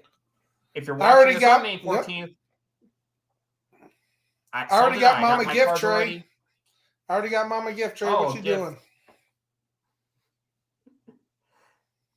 And if you're watching this on May 14th, please call your mom. And if you're watching this after May 14th, I hope you remember this. Unless you actually remembered. And do something for your wife, your daughter, or, if that's, however families celebrate Mother's Day. Some people celebrate their wives, the mother of their kids, or your grandma, whoever you have in your life, I should say.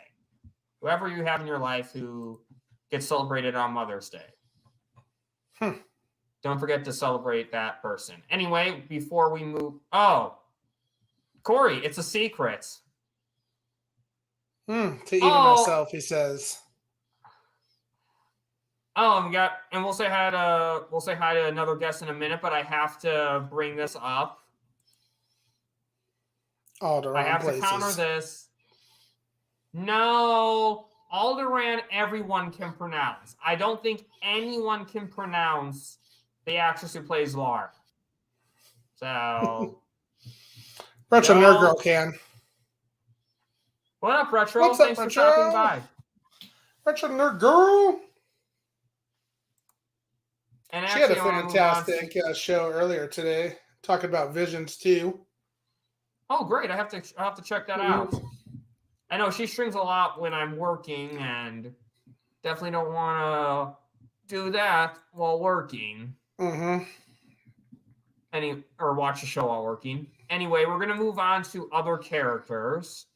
Now, again, when I say other characters, other than Henry Cavill as Superman, he gets his own topic. I just wanted to end the characters portion on him specifically. So, any other characters you want to talk about that we haven't covered and that's not Superman?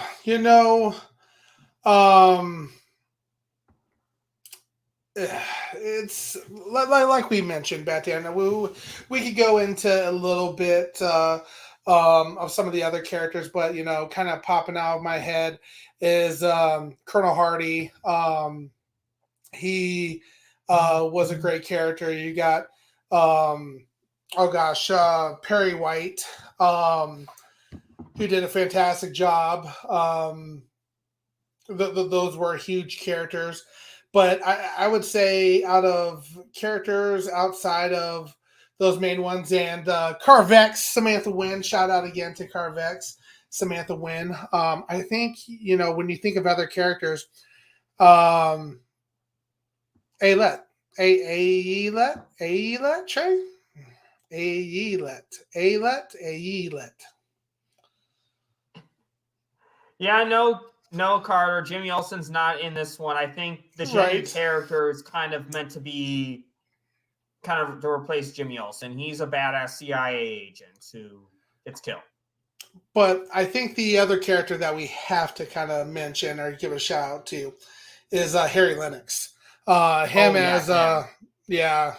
General Swanwick was, just a cool, just a really cool character. Trey mentioned it a little bit earlier, but when Superman says to him, I grew up in Kansas, General, I'm about as American as it gets, was just such a cool scene in there, back and forth. But knowing the deeper meaning of Harry Lennox character and who he turns out to be, just again, great storytelling, great just overall vision from Zack Snyder. So shout out to Harry Lennox playing his role as well. Yeah, and one thing I love about Harry Lennox's character, and again, these movies have been out forever, so yes, you're going to get Man of Steel spoilers. You've been getting them. You're going to get Batman v Superman spoilers, and you're going to get spoilers from Zack Snyder's Justice League. So anyway, what I love about that is, yes, in Zack Snyder's Justice League, it turned out he was Martian Manhunter. Mm-hmm. What I love about his character, but here's what I love about his character. He's a badass character without that. It wasn't like that's what made him a cool character. He was a badass character before that, just as a human. I like that, he has this duty to protect his country. And he's this very serious character. But he still has like common sense. He still knows to work with Superman. Mm-hmm. And I like how he's like, Superman gets up and everyone else backs away, and Swanwick just stands there and stuff like that was so cool. And even when there's like some comedic, even though he's a very serious character, he plays some of the comedic moments very well too. Like when they mention Superman for the first time, one thing I love that it's just a random character who says Superman, but like he's like Superman. He like did a good job of not making it overly comedic, but like just like a small little chuckle, and you can kind of move on to the seriousness. Yeah. And then Lawrence Fishburne as Perry. Just again, another great character. Another in that movie. He plays a really good boss mentor character, like kind of how he helps guide Lois Lane a little bit. How he actually like showed concern for her when the FBI or all these government people blend together, or whoever was after her. I loved how he showed genuine concern for Lois Lane, and you can get a lot, there's a lot more we can talk about in BVS, but for Man of Steel, there's just a lot of great stuff that they do with him. And Feora is another badass female character we can talk about. And that's actually what Trey said. That was one of the things that made him change his mind. Yeah. But Feora, another great female character, another great general, and the Colonel. He starts off as not completely trusting Superman, and then he dies. And I love how Colonel Hardy. I love how he basically started as like Pharaoh's like a good death is its own reward. And he's like a good death is its own reward. Yeah. Yeah, it's I like what Retro Nerd Girl says here too. I love General Swan. I always wanted a side story about just him. I agree. We need a Martian Manhunter film, like Trey said. It's Harry Lennox just did a fantastic job playing that, and it's so cool to see that Zach's watching Harry Lennox play that role and just realizing to himself that he should be Martian Manhunter. Like that's just so cool, like realizing like just how impactful he said his lines, he portrayed that character. It's amazing. And Netflix, I'm just saying, is that WBD is broke. I know they have their whole DC slate, but let's be honest, it's going to be a while before some of these movies get made. And there's a lot of great,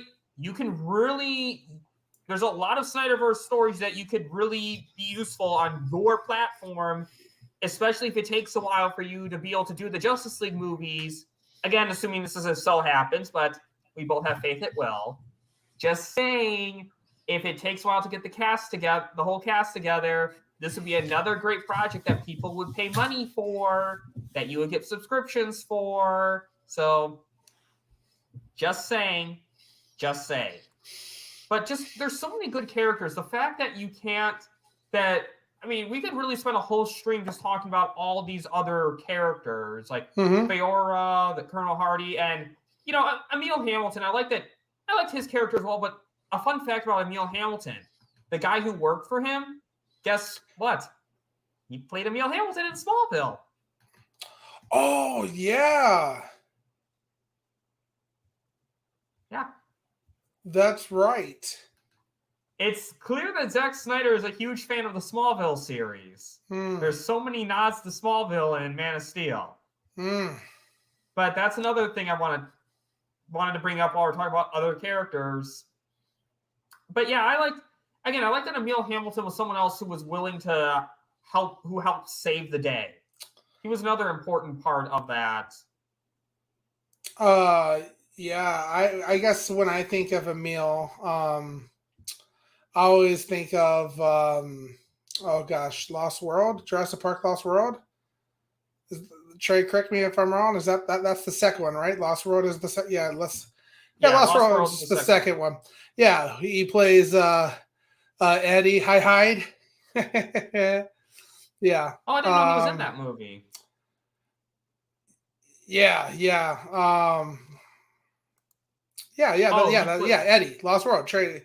Yep, Trey just mentioned it. I was like, I thought that was him. Yep. Steve Lombard was another great character, though. Like, he just found a bit of comedic relief, but also I loved how a great scene since he was brought up. I love how, when Jenny was trapped under the rubble and Steve Lombard's like, oh, I kind of don't want to help. He's like, God damn it.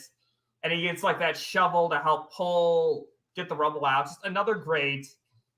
Again, even the minor characters, we could have a whole stream just talking about the minor, these side characters like Woodburn, and Zack Snyder does a really good job of just making all these characters so super important. And that's just so much great stuff right there. But we got to talk about the main character. Henry Cavill, Superman. To me, this is Superman. In Man of Steel, this guy is Superman, the Superman of our generation, and just the best Superman out there ever. I'm sorry, but Superman Legacy, the guy will not top Henry Cavill. Tom Welling? Tom Welling was a really good Clark Kent, but he didn't want to wear the costume. So I can't really say he's a good Superman because we didn't see him as Superman. We didn't. Yeah, you're right. So I can't really grade him on Superman, but as Clark Kent, he was great. He was a great Clark Kent. But Henry Cavill just does such a great job as Superman. And one thing I loved about his character here's what I'm going to say about Superman before Man of Steel. He was probably one of the most overrated characters ever. Just this perfect character who didn't... And Henry Cavill, I love that he's just a Superman who really struggles to find his place in the world. Someone who doubted himself. And just in Man of Steel, I love seeing... He just, did a really good job just playing a Superman who... trying to find his place in the world And actually, First Flight will have its own topic, so we won't get too far into about his emotions in First Flights, because that's its own topic. But just so much great stuff with him, and when he kills Zod, the way he just yells in pain that he had to take a life, and he's you could really tell the struggles he was going through. I guess, what do you got to say about Henry Cavill, Superman? Yeah, so I love Christopher Reeve. He was the Superman I absolutely loved growing up. And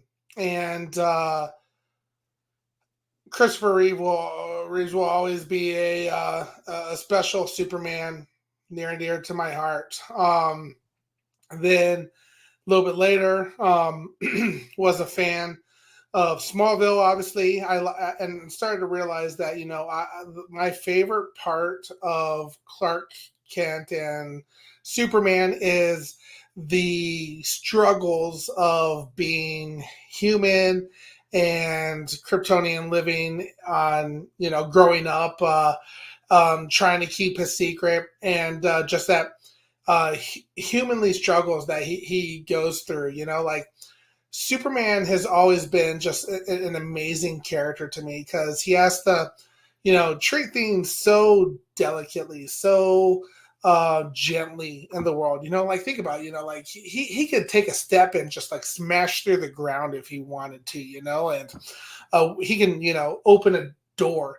Imagine him opening doors, like he has to be so gentle opening the door, because he could just rip that thing right off, on accident. So, Cavill portrayed the growing pains that I loved about, the adventures of Smallville, but it was portrayed to a whole new level in Man of Steel.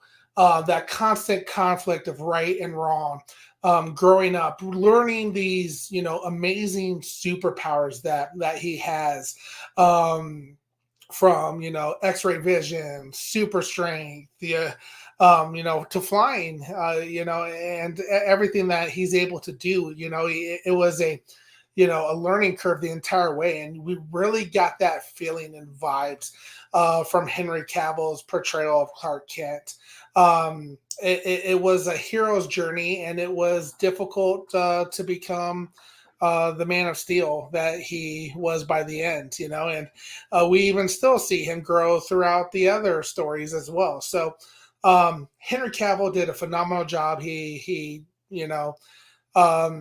portrayed Superman in such a different way than we've ever saw in this world that, I want more Henry Cavill as Superman.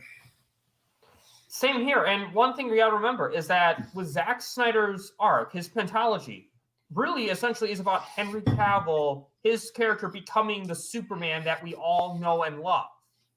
And that's one, I think Henry Cavill does a really good job of playing the Superman who's learning, who makes mistakes. Like he causes all this destruction, but this is his first time fighting a major battle. And he still saved lives, but also Henry Cavill does a great job at portraying emotion. He's like, Krypton had its chance when he's pleading for Zod not to destroy Earth. Henry Cavill does a great job showing people that Superman cares about this planet. Earth is his home. Krypton is not his home. Earth is. That's where he grew up. That's his family.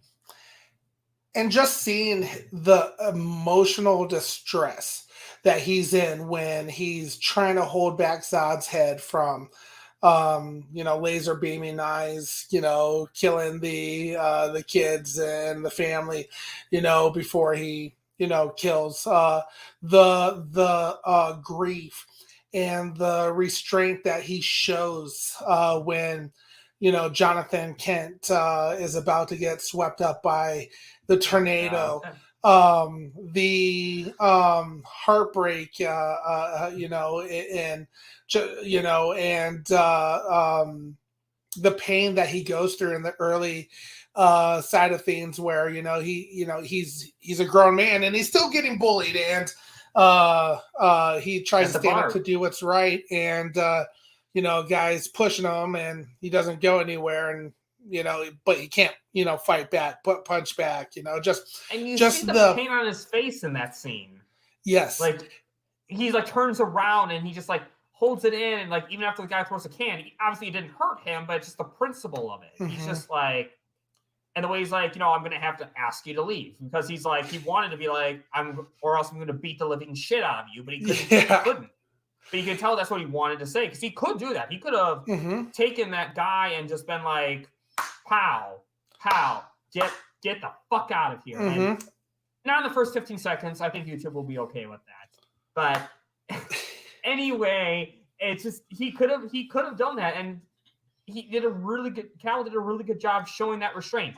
I'm glad he got even though. I'm glad he got even with the guy later on by destroying his truck. I'm like, and when I saw that in theater, I was jumping for joy, figuratively speaking. I'm like, oh, thank God, you did something. And if anyway, that's even better because Bones Heel, you really fucked that guy over.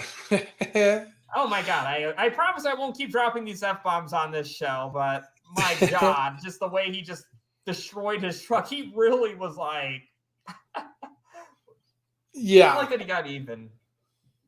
But absolutely, and that's what I love about Superman's character. Seeing that restraint, like I mentioned, opening the door for Superman, requires restraint. So it was cool to finally see that in an actual movie, that restraint that he has to hold, because if he wanted to unleash hell on everything, he could, and he could easily, just a push, with his, pinky would have, killed that dude. It's like insane, like just amazing to me.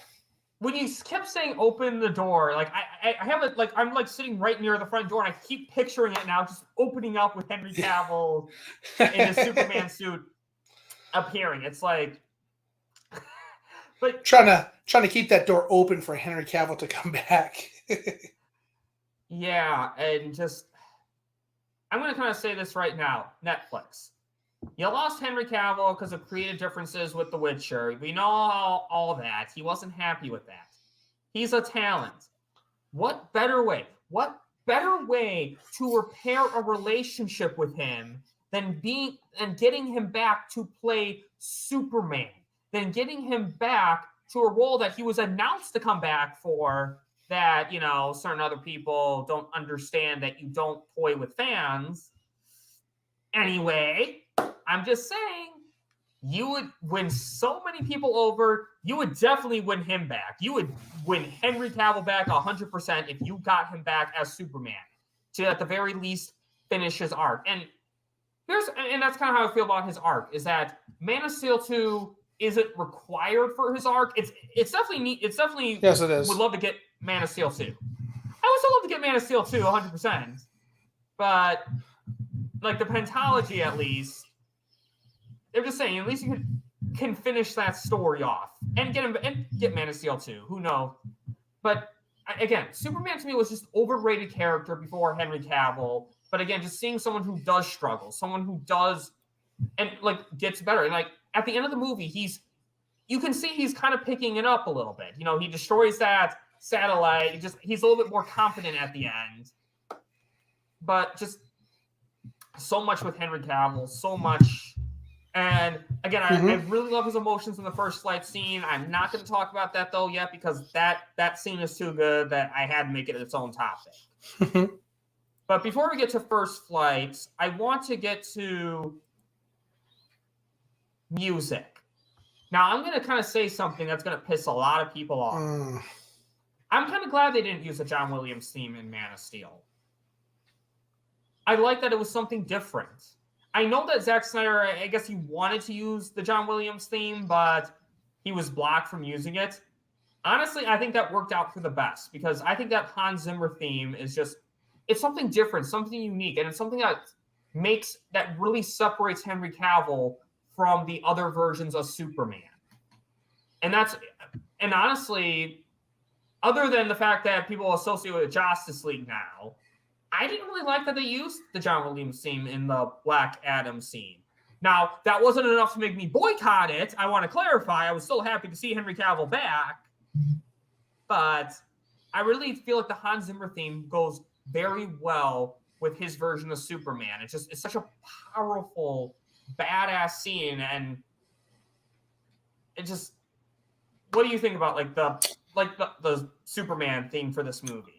So John Williams is an absolute goat. Phenomenal writer. So with him not being able to use it, it's not the end of the world. I think that what he did with picking Hans Zimmer as the person, the composer, to create that new sound and everything like that. Hans Zimmer absolutely destroyed it. Not surprised though, because Hans Zimmer is an amazing composer. There's a few people that I always hear Trey mention because Trey has interest in being a music composer, and John Williams, of course, is one, and typically the next one that comes out of Trey's mouth is Hans Zimmer. So, Hans Zimmer has just done so many phenomenal, movies and everything like that.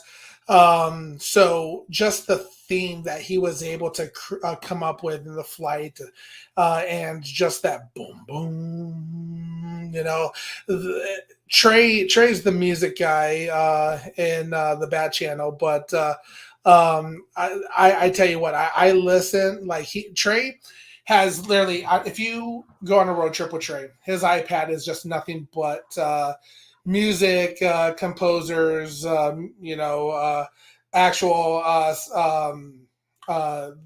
the sounds, the songs of the music. He has the whole album, and that's all you hear. You don't hear words on Trey's iPad or iPod or iPhone, whatever it is. I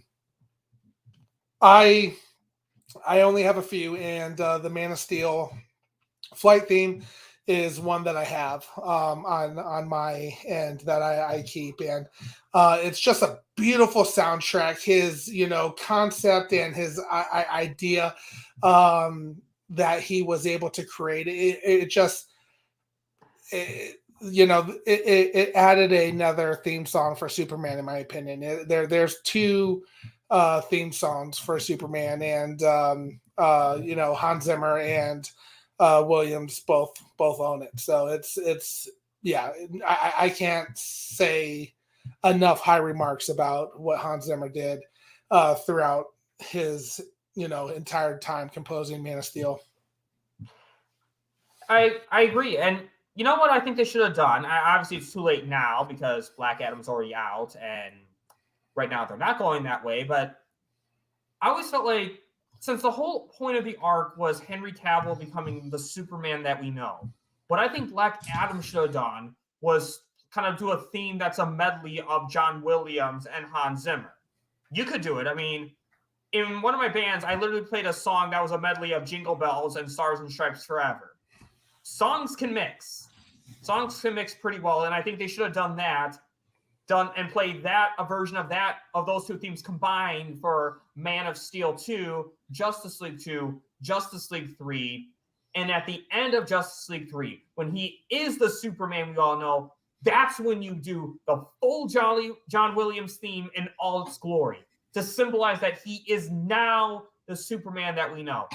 Because to me, if you're going to bring in John Williams' theme to Henry Cavill's Superman, that's how you do it in a way. You want to make sure that theme is earned, not a desperate ploy to get general audience's attention. So don't want to get too far off topic, as I want to mostly focus on Man of Steel. But I did want to kind of bring that point up, and just so people know that I do respect the John Williams theme highly enough that I had an actual smart idea to introduce it. Man, look to the Daniel Martin mentioned "Look to the Stars." That's another favorite on that one as well. Like that whole music sequence in Krypton, though, that just really does a great job of portraying the stakes that this is in. And you actually hear a version of I think it's kind of another version of First Flight a little bit, where it's kind of like a gentle version where they're launching Kal into space. It's kind of like a soft version of it. It's just, again, a really good job showing the stakes. Like, I love music. I can't, I'm in two bands. I'm a big music guy myself. And you really need, like, Zack Snyder and Hans Zimmer do a really good job of making the music fit the story very well, helping everything seem more intense. Just like in the final fight, the music just gets more and more intense. And when Superman's about to kill Zod, you just like the music does a very good job of showing that conflict. I did not mean to stick up my 2 middle fingers. That was an accident. He does a very good job of showing that conflict that he is about to make the difficult choice that he's about to make. It's just so much you could just say, just like really good job. I guess anything you want to add to that? Nope, Hans Zimmer killed it. It's a soundtrack that I think everybody should download. It's amazing. Yep.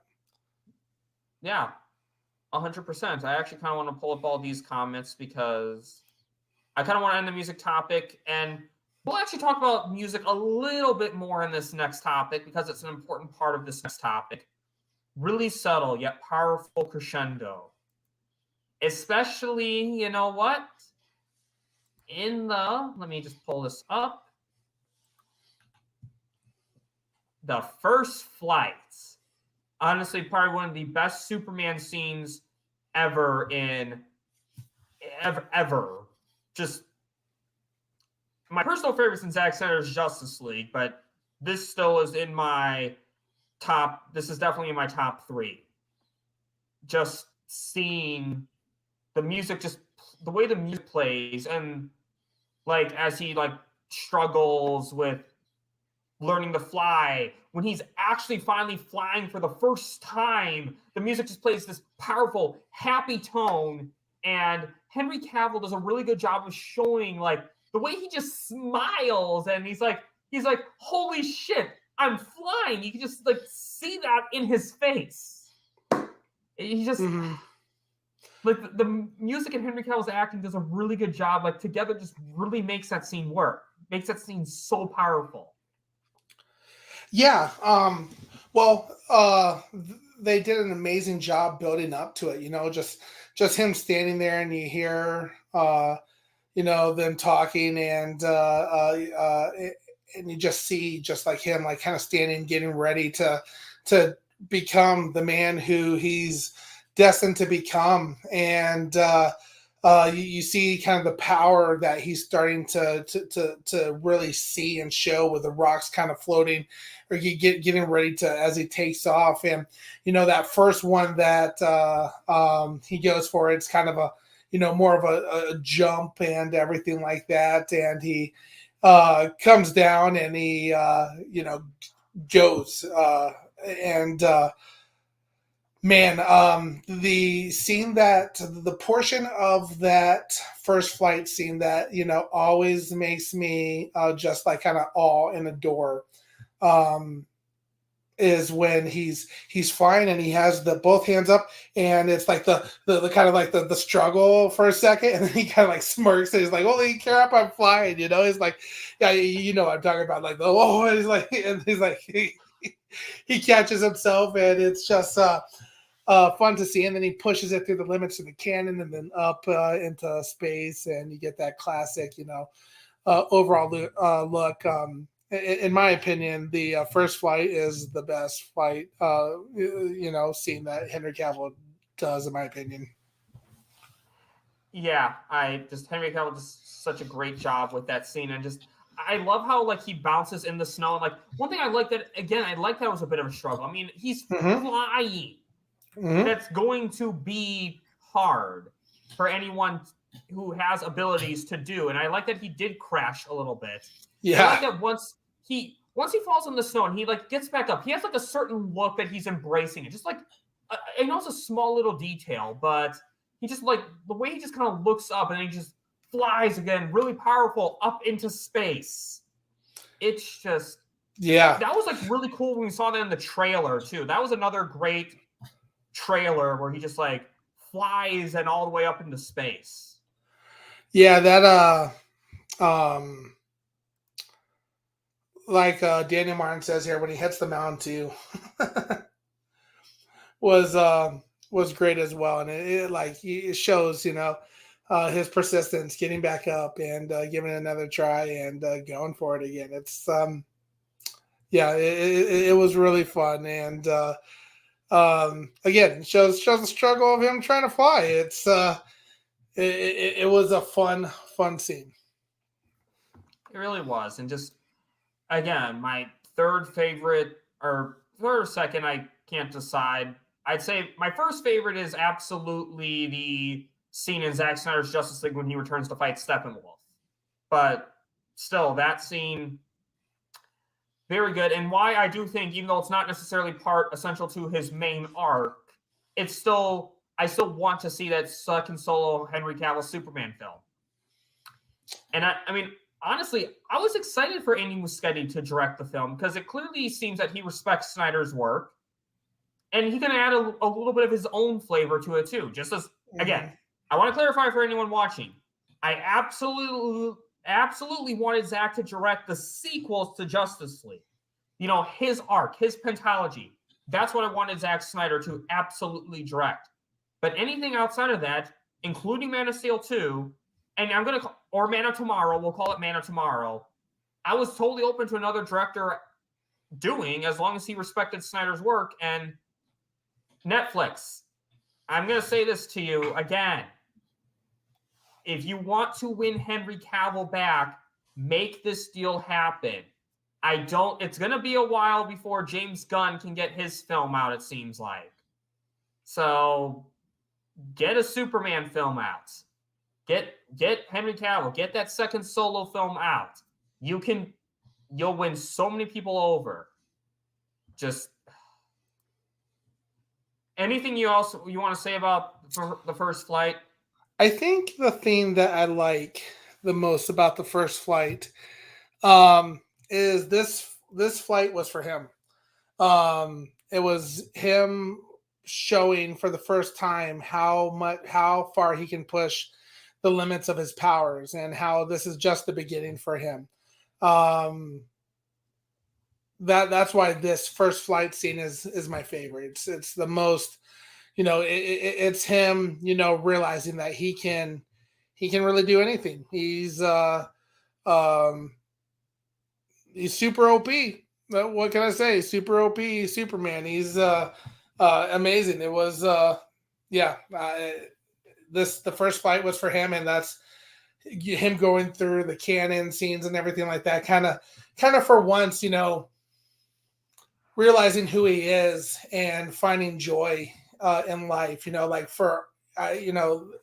was the full release for me. It was, all his life he's been holding back, not punching, not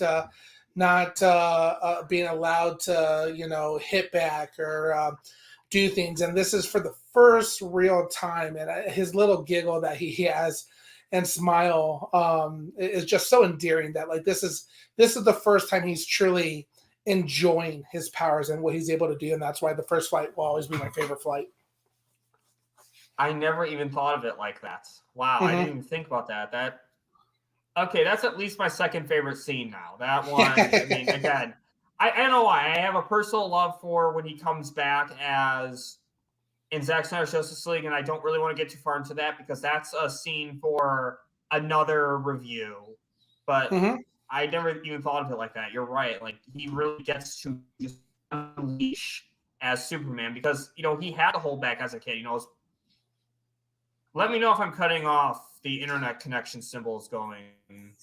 Yeah, you were a little glitchy there for a second, but the majority of your message made it through. Okay, good. Xfinity, just saying, if this keeps happening, I'm switching providers.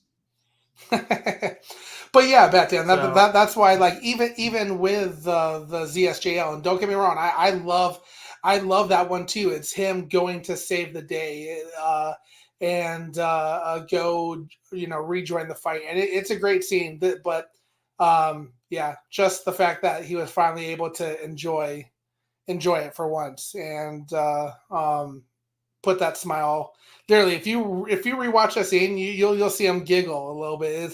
It just makes me so happy for him that he's finally able to become who he's meant to become, and it's one of my favorite scenes, and it's why Yeah. Man of Steel is a top movie in my book. Yeah, and I can't really top that. The way you ended that that first flight, it's just phenomenal scene. And I want to talk about now the final fight. So this is kind of when we talk about this kind of covers when Clark fights that tentacle thing, when they try to put the other Kryptonians in prison, and when Superman fights Zod. Just overall, what are you? I'm actually going to start with something. In Superman 2, Superman the movie 2 with Christopher Reeve, one thing I got annoyed with, Zod was the bad guy. But you know what my issue was? Kryptonite was introduced. Why did you not use kryptonite? When Lex goes to Zod and tries to negotiate with him, why didn't he bring a thing of kryptonite with him before doing that? One thing I loved here is that they didn't introduce kryptonite. Kryptonite was not a thing yet. So there was no way to stop them without kryptonite. So that's one thing I loved a lot is that there was no kryptonite, so they had to actually fight. Oh, we got Sickness in the chat. Ooh, getting down. Thanks for stopping by, Sickness. Ooh. And one thing I love is that everyone, again, was important in that fight. Superman had to stop the tentacle machine thingy from terraforming Earth, but also Lois Lane, again, was key in that fight, too. Mm-hmm. She put all the Kryptonians back in the Phantom Zone. She, Emil Hamilton, Colonel Hardy, they all worked together to put the Kryptonians in the fight scene. Just really, everyone was essential. So I guess, what about you? What do you have to say? All the fight scenes of him becoming Superman, his first encounters with Zod and everybody, it was awesome. It was a lot of fun.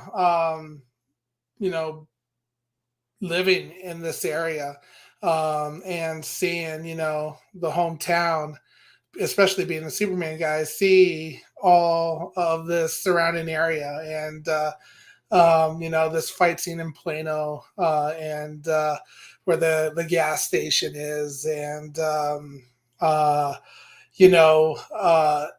it was cool because you see them constantly kind of going back and forth and using each other against weakness, and he's trying to figure out his fighting techniques and stuff like that. So it just continued to grow. As far as the final fight scene, man,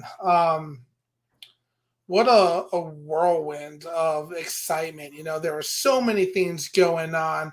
I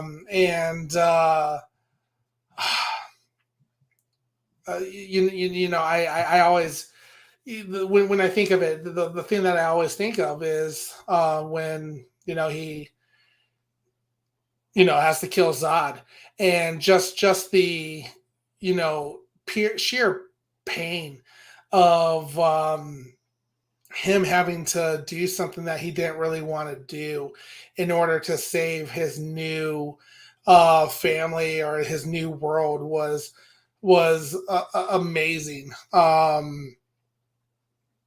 Yeah. Because can you imagine? It's cool that, and I think it shows, his love, how important his love from his parents were. Because if you think about it, the rest of the world was kind of a jerk. He was bullied a lot. He was constantly, being attacked.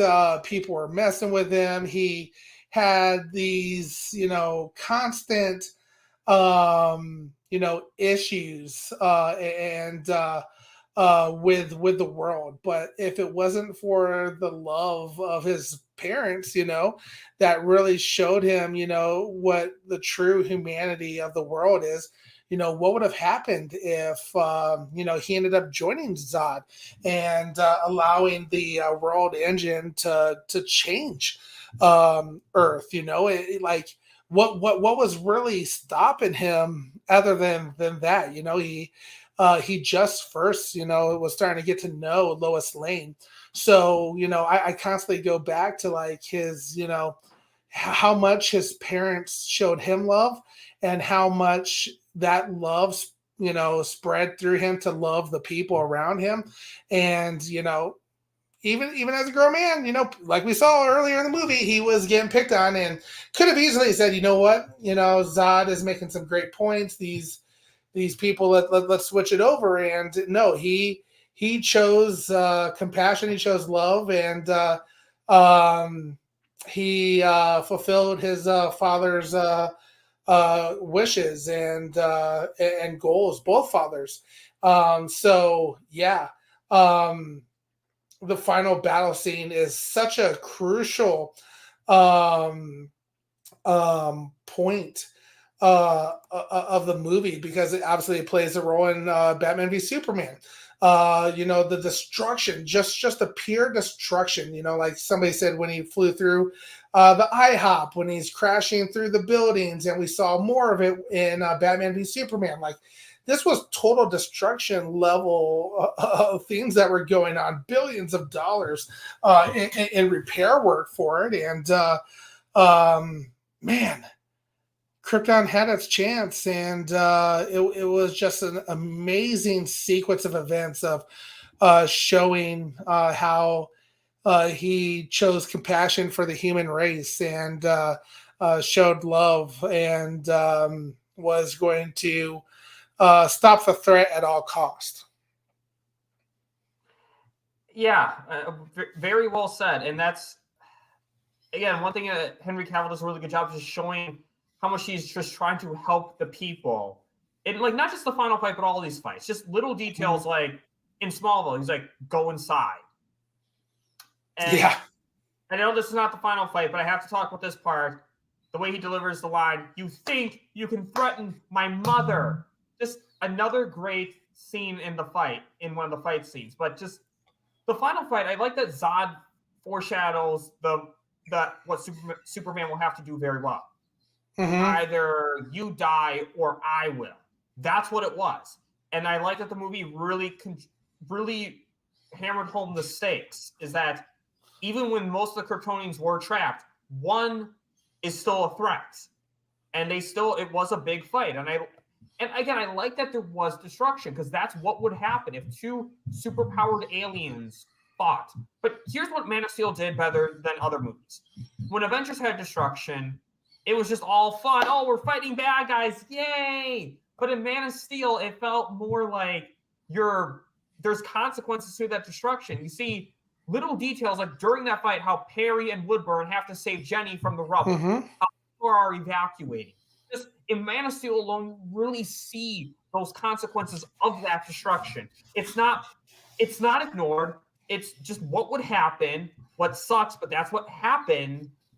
It was either that or the whole Earth would get terraformed. But again, it showed the consequences to what happens. I like that Superman, they went into space a little bit. That was just really cool action on a Bruce Wayne satellite. Also, a LexCorp truck. Lots of Easter eggs there.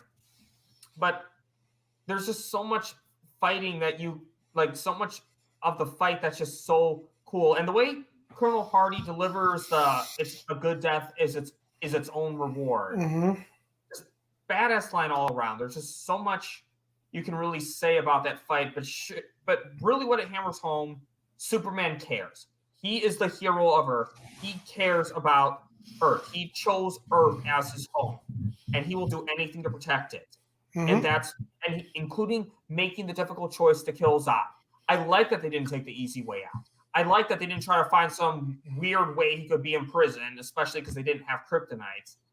And or they do something that's not really morally better, like what? Put him in a coma permanently, like some other shows do. Like, oh, we didn't kill them, or we're just gonna, or leave them in like a solitary confinement that in like a very small space that they can't ever leave. It's like, just kill them. Don't do that to them.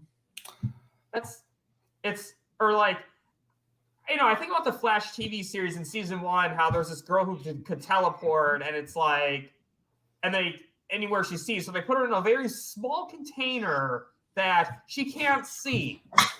Yeah.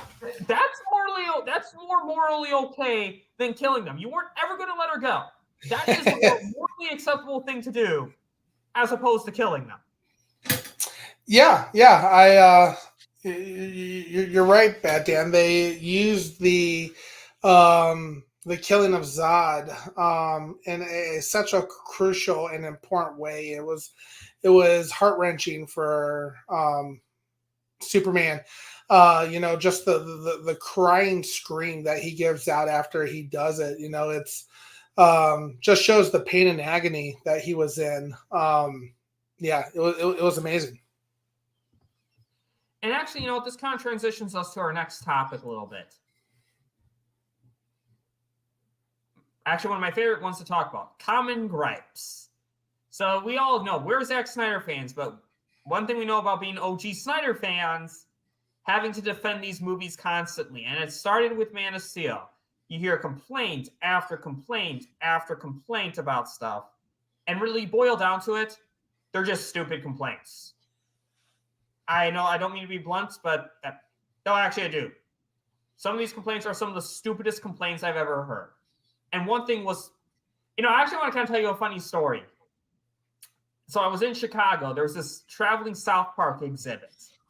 And it was in Chicago for a day. So I got there, waited in line, and you had to wait in line a very long time. And so I was talking to this one guy for a little bit. And we were talking, having a good time, talking South Park, talking other nerd stuff. Then we got to DC and Zack Snyder. He told me he could not forgive Zack Snyder for what he did to Superman, especially for killing Zod. And I'm like, he had to save the family.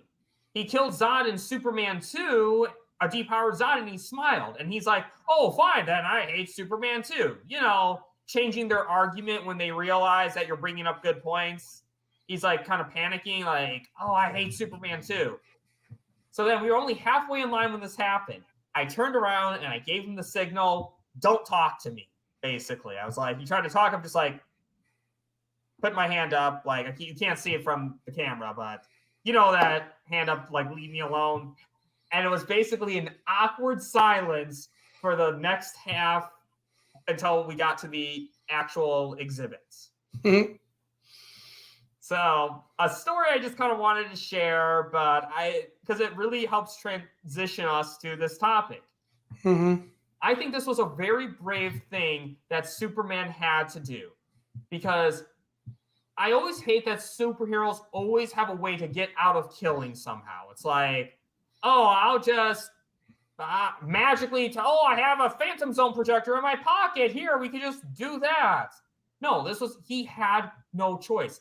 The family was going to die. If he heat visioned him, like some people say, why didn't they cover his hand? Well, one, I thought Zod like beamed through Superman's hand at one point. I recall seeing, but also even if that worked, heat vision going back into his eyes would probably kill him too. Yeah. So he had no choice. He made the difficult choice, and when it happened, he screamed. He cried. He was upset. He didn't want to have to do it. But what else could you do? And even if it wasn't in that situation, you can't put Zod in prison. I don't mean to be like morally like, oh, killing is wrong. Yeah, but there's a certain point for the greater good of society. He did what he had to do. I guess anything you want to add about that one? Yeah, no, it's a argument that I'll never understand. Superheroes kill people all the time. Look at Batman; he's constantly bashing people's face in.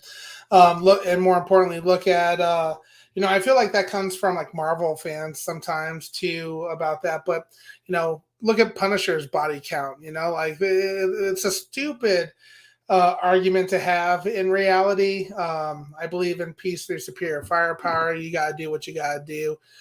Superman had to kill Zod in that moment, otherwise the family would have been killed. So he did something that he didn't want to do. So,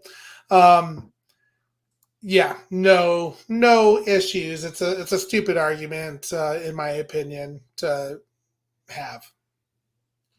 Another complaint I've heard one time with that was that how Superman just kind of moves on in the next scene. Like he's upset and in the next scene he's all happy and stuff. And I just want to say to that, time passes later. If you're upset about something, you're not going to show it on your face every single time. So, but another what scene he had to do. Exactly. He did what he had to do. He was upset, but he moved on eventually. Mm-hmm. What's up, Real Talk? And so there's another complaint that I kind of want to talk about because people get upset about this one. And I have a story I want to tell with this one because there's a personal story I have with this. Why did they go back and save the dog? They should have just let the dog die in the tornado. 2013 was the last year I saw my childhood dog. My dog died 3 months after Man of Steel. After that movie came out. And I can tell you right now, when that happened, that was hard. And the reason I'm telling this story is that I actually get very offended, actually. People say, just let the dog die. No. Your dog is a member of the family. They are an important member of the family. And you bet your ass, if I saw Casey, the name of my dog, if I saw her in that tornado, I would literally punch anyone who got in my way to save her. So no, saving the dog absolutely was the right call. So, I don't know. Do you want to add anything to that one? Yeah, no, that's a beautiful story, Bat Dan, and sorry about your dog. What you said there. 10 years ago, by now I've moved on. Yeah, but no, dogs are always part of your family, and you always remember them. Trey and I, lost our dog not too long. I guess it's been a little bit now, but it's still tough. Like it's just a missing piece in a whole. So I get it. Another stupid argument to have and gripe. That's doesn't make sense to me. Of course they're going to go back for the dog. There'd be tons of people who aren't Superman or know who Superman is who'd go back for their dog. The stupid gripe. And some of this stuff we talked about, like, I know people are upset about the tornado scene. I kind of covered it on my end, how I talked about how the two deaths fit perfectly within the. In case I timestamp this later, I don't know if I'm going to. We'll see. But if I do, and you're watching a certain section, basically, in the flashback section, I said that Clark Kent, that the heart attack fit perfectly in Superman the movie because that was about Superman not being able to do everything despite his powers. This movie was about keeping secrets. So the two deaths fit perfectly in the movies. But is there anything you want to say about that? Anything you want to counter? Yeah, no. No, I didn't have very many gripes about this movie. This movie ranks incredibly high for me. I'm a little biased since I'm a Superman fan, but this movie is damn near perfection in my opinion. Same here. And again, I just want to do this section because I want to kind of refute all these stupid arguments that I do hear from people. And like another one is, we kind of covered Clark Kent would definitely save his dad, or definitely would not save his dad because he respected his father's wishes. We kind of covered that a lot. But another one, Superman doesn't smile. I don't know where that came from because of First Flight. So if you're saying that, you didn't even watch the movie. Yeah. Yeah. And another one is destruction. Have you not seen Avengers? They literally joked, telling jokes while there was destruction, where Man of Steel showed consequences.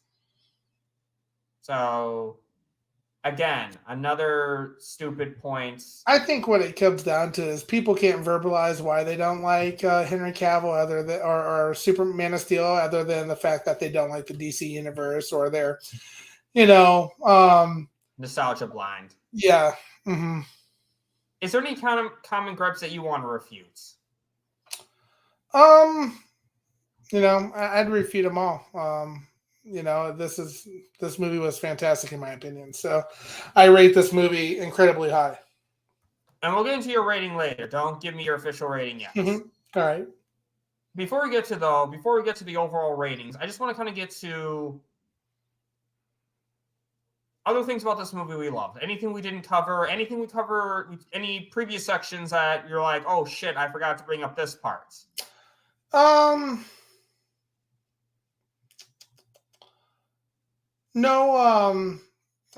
other than, location of where this film was made, this film was made in my hometown. That's where Superman's home was the place that I went to school. And, being a Superman fan for, all my life, it was cool knowing that I grew up in Smallville and I've been to, it's not really a gas station there, but I've been to that building in Plano, downtown Plano. It made my connection to Superman to another level because I've been to those places. I've fished in the Fox River. I've spent a lot of time there. Loving Superman as a superhero and why he's my favorite, it doubled down. Man of Steel made me even more of a Superman fan because of all the connections that I had with the movie. So, just a beautiful movie all the way around. Same here. I love the little details that Zack Snyder, love all the Easter eggs that Zack Snyder has. I love that, again, he pays all these nods to Smallville. Right. Just, again, something that showing respect for the other work. Just another great thing about Zack Snyder is that he just, again, I feel like we kind of covered a lot of what I loved in these other sections, but just overall, this is just a really fantastic movie. I love this movie so much. It's just, the action is great. The music is great. Just visuals are some of the best visuals ever. Just, there's so much great stuff in this movie. I like the female characters are all important. Again, like so many other, just does a very good job with that. Just, there's just so much I love about this movie that is so great. And I kind of want to get to our overall rating. So what do you rank this movie as? So I normally don't do this as a rating, but this is one of the exceptions for me. Normally I give it some elaborate point, number score. But this movie means so much to me. It, grew my love for Superman. I was always a Superman fan before, but like I said, the amazing moments, the struggles of seeing Superman growing up, knowing that Superman grew up in my hometown. I've driven by that actual house that they built for Man of Steel numerous times. I've been to that location right behind me numerous times as well, and I still go back there and see it. I was just there last fall, so it's it's something that made me just fall in love with Superman as the character even more and more over the years, and it made the connection even more real. Henry Cavill did a fantastic job. The casting was absolutely amazing. The overall story was just beautifully well done. And this could be a standalone movie, but no, we got some continuations of it as well. So it's beautiful. It's one of my favorite movies.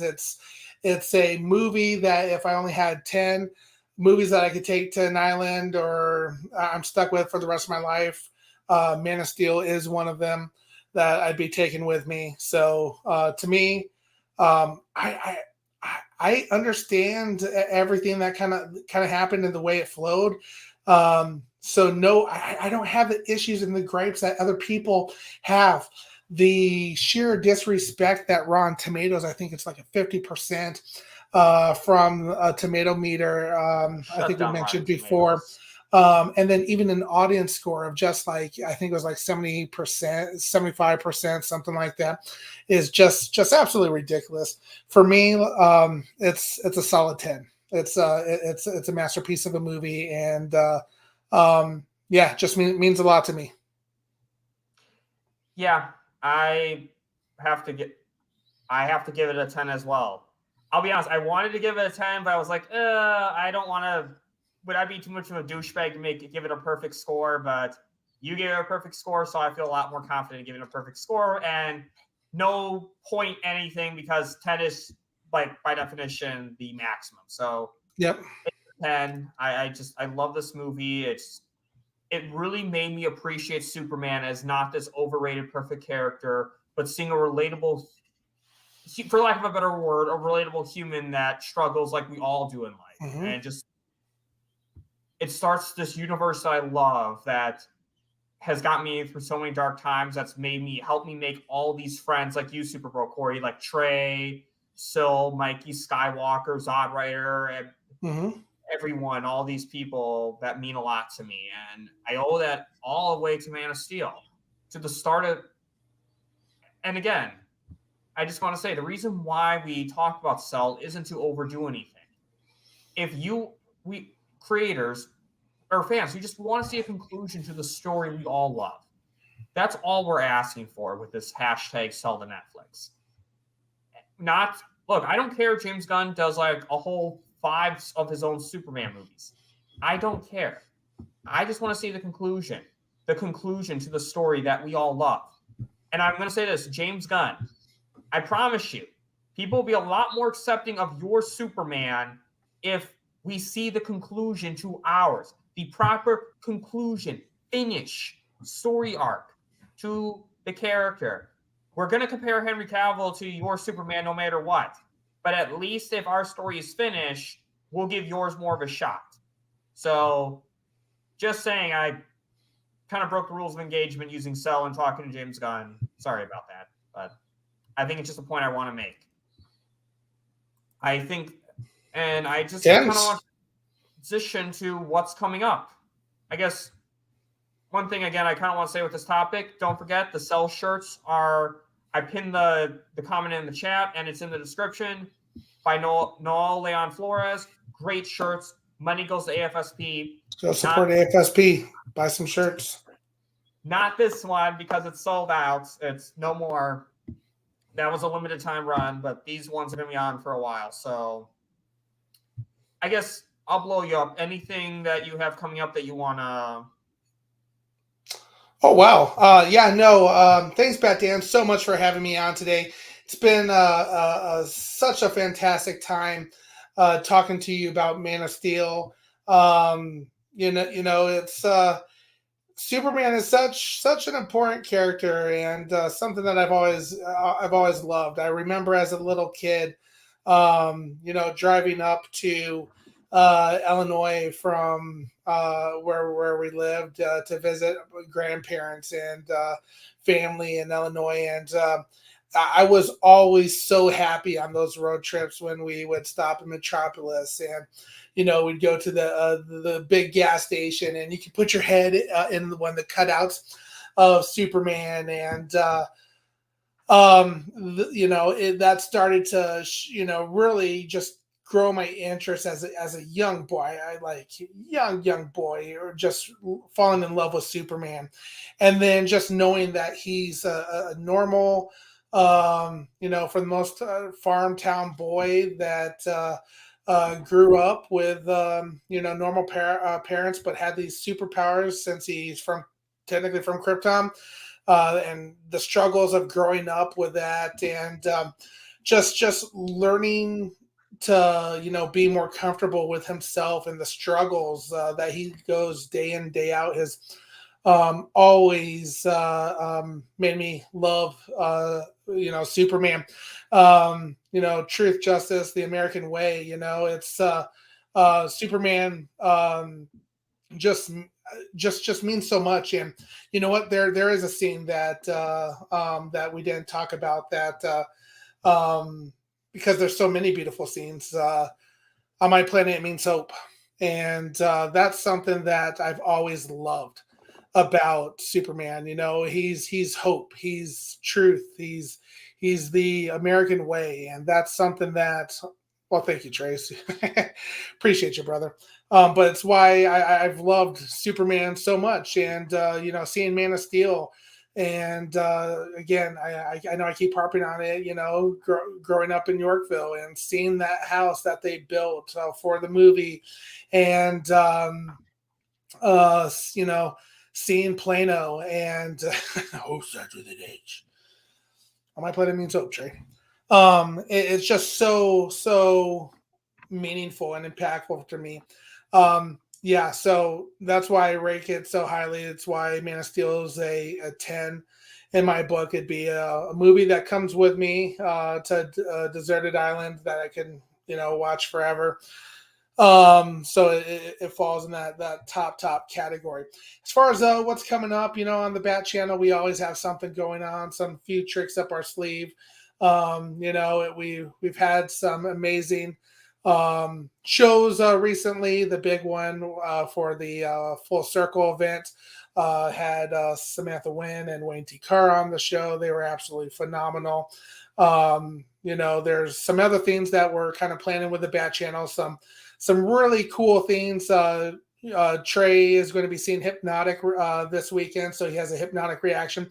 I'm hoping I can find Hypnotic somewhere. My issue is I just found out my local theater isn't playing Hypnotic, so I'm going to have to try to figure out, I may have to drive 2 hours to a movie theater and then 2 hours back to find a movie theater that plays Hypnotic, it looks like. So, but yeah, the Hypnotic reactions coming through. We're always doing stuff with the Delta Squad. Typically those are on Saturdays. We just got done with our Visions 2 Star Wars show, but a lot of things around the corner that we're working on, and I'm excited, but can't thank you enough, Bat Dan, for having me on. It's always a blast being on your channel and having you over on our channel. You're a good friend, and telling you, man, next time we're in Illinois, we're gonna have to go explore some of these locations that you're so close, Bat Dan. You need to experience it.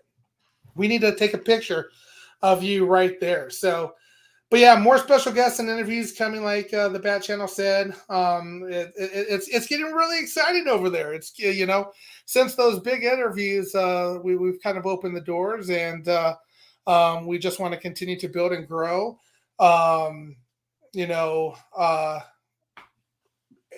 During that Full Circle event, we raised over between 2 events that we had raised over $830 for American Foundation for Suicide Prevention, and the fight still continues. So Batman dropped the link. I think he pinned it, he said. So make sure you get yourself a shirt to all goes to AFSP, and that's what we do over here. We've always supported AFSP on the Bat Channel. Bat Dan has always supported AFSP, and that's what we do over here. I saw Bat Dan's donation during our live stream the other week. It was absolutely amazing by him. I think he did a super chat and he dropped a big donation on the Full Circle event as well. You're just an amazing person, and a lot of the community did. So it's just so humbling to see that, and Obviously, we want to see the continuation of Zack Snyder's vision, the Snyderverse, and I hope someday we all, as a community, wow, Trey, that's insane. So this year we've raised over 1.1 thousand. That's I didn't know that until now. Wow. Because of the community, because of you, Batman, because of everybody in this chat right now. You guys are the ones who are doing this, and that just means so much, and it's for such a good cause. I know I've been saying it in a few other streams, but want to share it here too. I met with some people from AFSP that were some executive directors for certain locations and stuff like that, and I was kind of talking to them about the kind of the side gig, and they're like, "Oh, what side gig?" And I told them that I was, kind of part of the Zack Snyder community, and they were just so amazing. I kind of told them about the Full Circle event and the cell and everything like that, and how we're part of that community. And they were just so amazed that they gave me a high five. I was like, no, you guys are amazing, who are working at AFSP, because you guys are saving lives every day. We're just here to support. So I told them that I would take that high five back and give it to you guys, because you guys have been doing a fantastic job raising money for American Foundation for Suicide Prevention. Keep it up. The work isn't over yet. Remember, if you can donate. But also remember to reach out to your loved ones. Reach out to your friends. Reach out to anybody who you haven't checked in on a while, and tell them that you love them and that they're so much cared for. They're so very cared for, and just build those authentic relationships with people that truly shows that you care for each other. In the hate, let's get to a place where we can all get through and enjoy what's to come. And if you are in dark times and you're struggling right now, and things are getting crazy on Twitter, social media is can be a toxic world sometimes. There's a lot of great things with social media because we're able to connect with each other, and but there's also things that are crazy and toxic in this world. And make sure you're taking care of yourself, you're loving each other, and if you need some help, make sure you're using the resources that you're a part of, that you're donating to, that you're utilizing AFSP if you ever need it. So just know that you're not alone, and that no, you're not alone, and that you're loved. Well said. I can't top that, and I'm not going to try to. Very well said. I love. Like Trey said, by the way, he quoted the phrase, "It's okay to say you're not okay," when we were talking to Wayne T. Carr and Samantha Wynn, and that was just a beautiful moment. So, yeah. Very well said, Corey. Very well said. And this community has helped me a lot, and I love raising money for AFSP. Mental health is very important. It's always okay to say that you're not okay. It's seek help if you need it. Mm-hmm. People are out there who care about you. It's very important. And I know there's a lot of drama going on right now, but just if you ever need to take a break from social media, take a break. Just, I'm sure the people that you really want to see, they'll find a way to reach out to you. You can make arrangements to reach out with them, other alternative ways to reach out to them ahead of time, especially Twitter. I know Twitter, that one's just awful. I only use it for promotion, honestly, and get instant news. That's basically it. But I love this community. Yeah, you're not broken and you're not alone. Yep. And again, as stupid as it sounds, these movies have helped me through a lot, and I will always love Zack Snyder's movies. They mean everything to me. And would, I guess, for what I have coming up, do you want to come back to review Batman v Superman? Absolutely. Yeah. Great. And Trey, I know you're in the chat. Do you want to join us for Batman v Superman? Comment in the chat. Let us know. Don't answer that question, Trey. Next time you see the signal, don't show up. Don't show up. The Bat is dead. The Bat channel is dead. Okay, now Trey has to show up now. So I know. I'm waiting for him to comment the infamous line. Oh, yep. So okay, told you. Yep, that was easy. Oh, the Bat channel is dead. Yep, that's oh. Good. So, it's only fitting. I bring Supergirl Corey on for a Superman movie. I have to bring them both on for Batman v Superman. Tell me, do you stream? Consider this mercy. Consider this mercy. Consider this mercy. Don't show up. The Bat is dead. Consider this mercy. And I guess the only other thing I have coming up on my channel is I am going to try to see Hypnotic and get a review up this weekend. We'll see. It's Mother's Day weekend. So just remember, it's Mother's Day weekend. Don't forget. So I'll try to get my review up. I'll try to see the movie on Friday, get it up Saturday. We'll see. Don't want to make promises. I've learned not to make promises because life gets in the way and eventually it doesn't actually happen. Tell your mamas you love them. Tell other mamas you love them. Tell all the mamas you love them. Happy Get a Mother's card Day, for y'all. them. Go card shopping because I swear cards are hard to find. So, and again, just remember we're in this together. We want to fight, and we want to fight for the movies that we love. And I just want to say this, guys. Martha's Day. That's funny. But just kind of to wrap this up a little bit, sell ZSJL to Netflix, sell Snyderverse to Netflix. That is the way to get to where we want, because that's where Zack Snyder is at home. They're the ones who would actually have interest in the Snyderverse. And again, despite anything, it is a positive movement. We don't want to call for anyone's job. We don't want to do any of that. We want to allow for people like James Gunn to do their own thing. We just want to get our thing over on this corner so we can get proper conclusion to what we love. So don't forget, keep trending, keep it positive. Try not to get caught up in all the drama that's going on with Cell right now. It's a good movement. It is. And I'm proud of the movement. And the shirts that we raise money for AFSP, it's great. It really is. And again, guys, if you like this stream, please like, share, subscribe. Hit the notification bell so you never miss another episode. And comment in the comment section. Do you agree with what we said? Anything you want to add? Let us know. And please, guys, buy shirts. Buy the shirts. It's for a good cause. For autumn. And for autumn.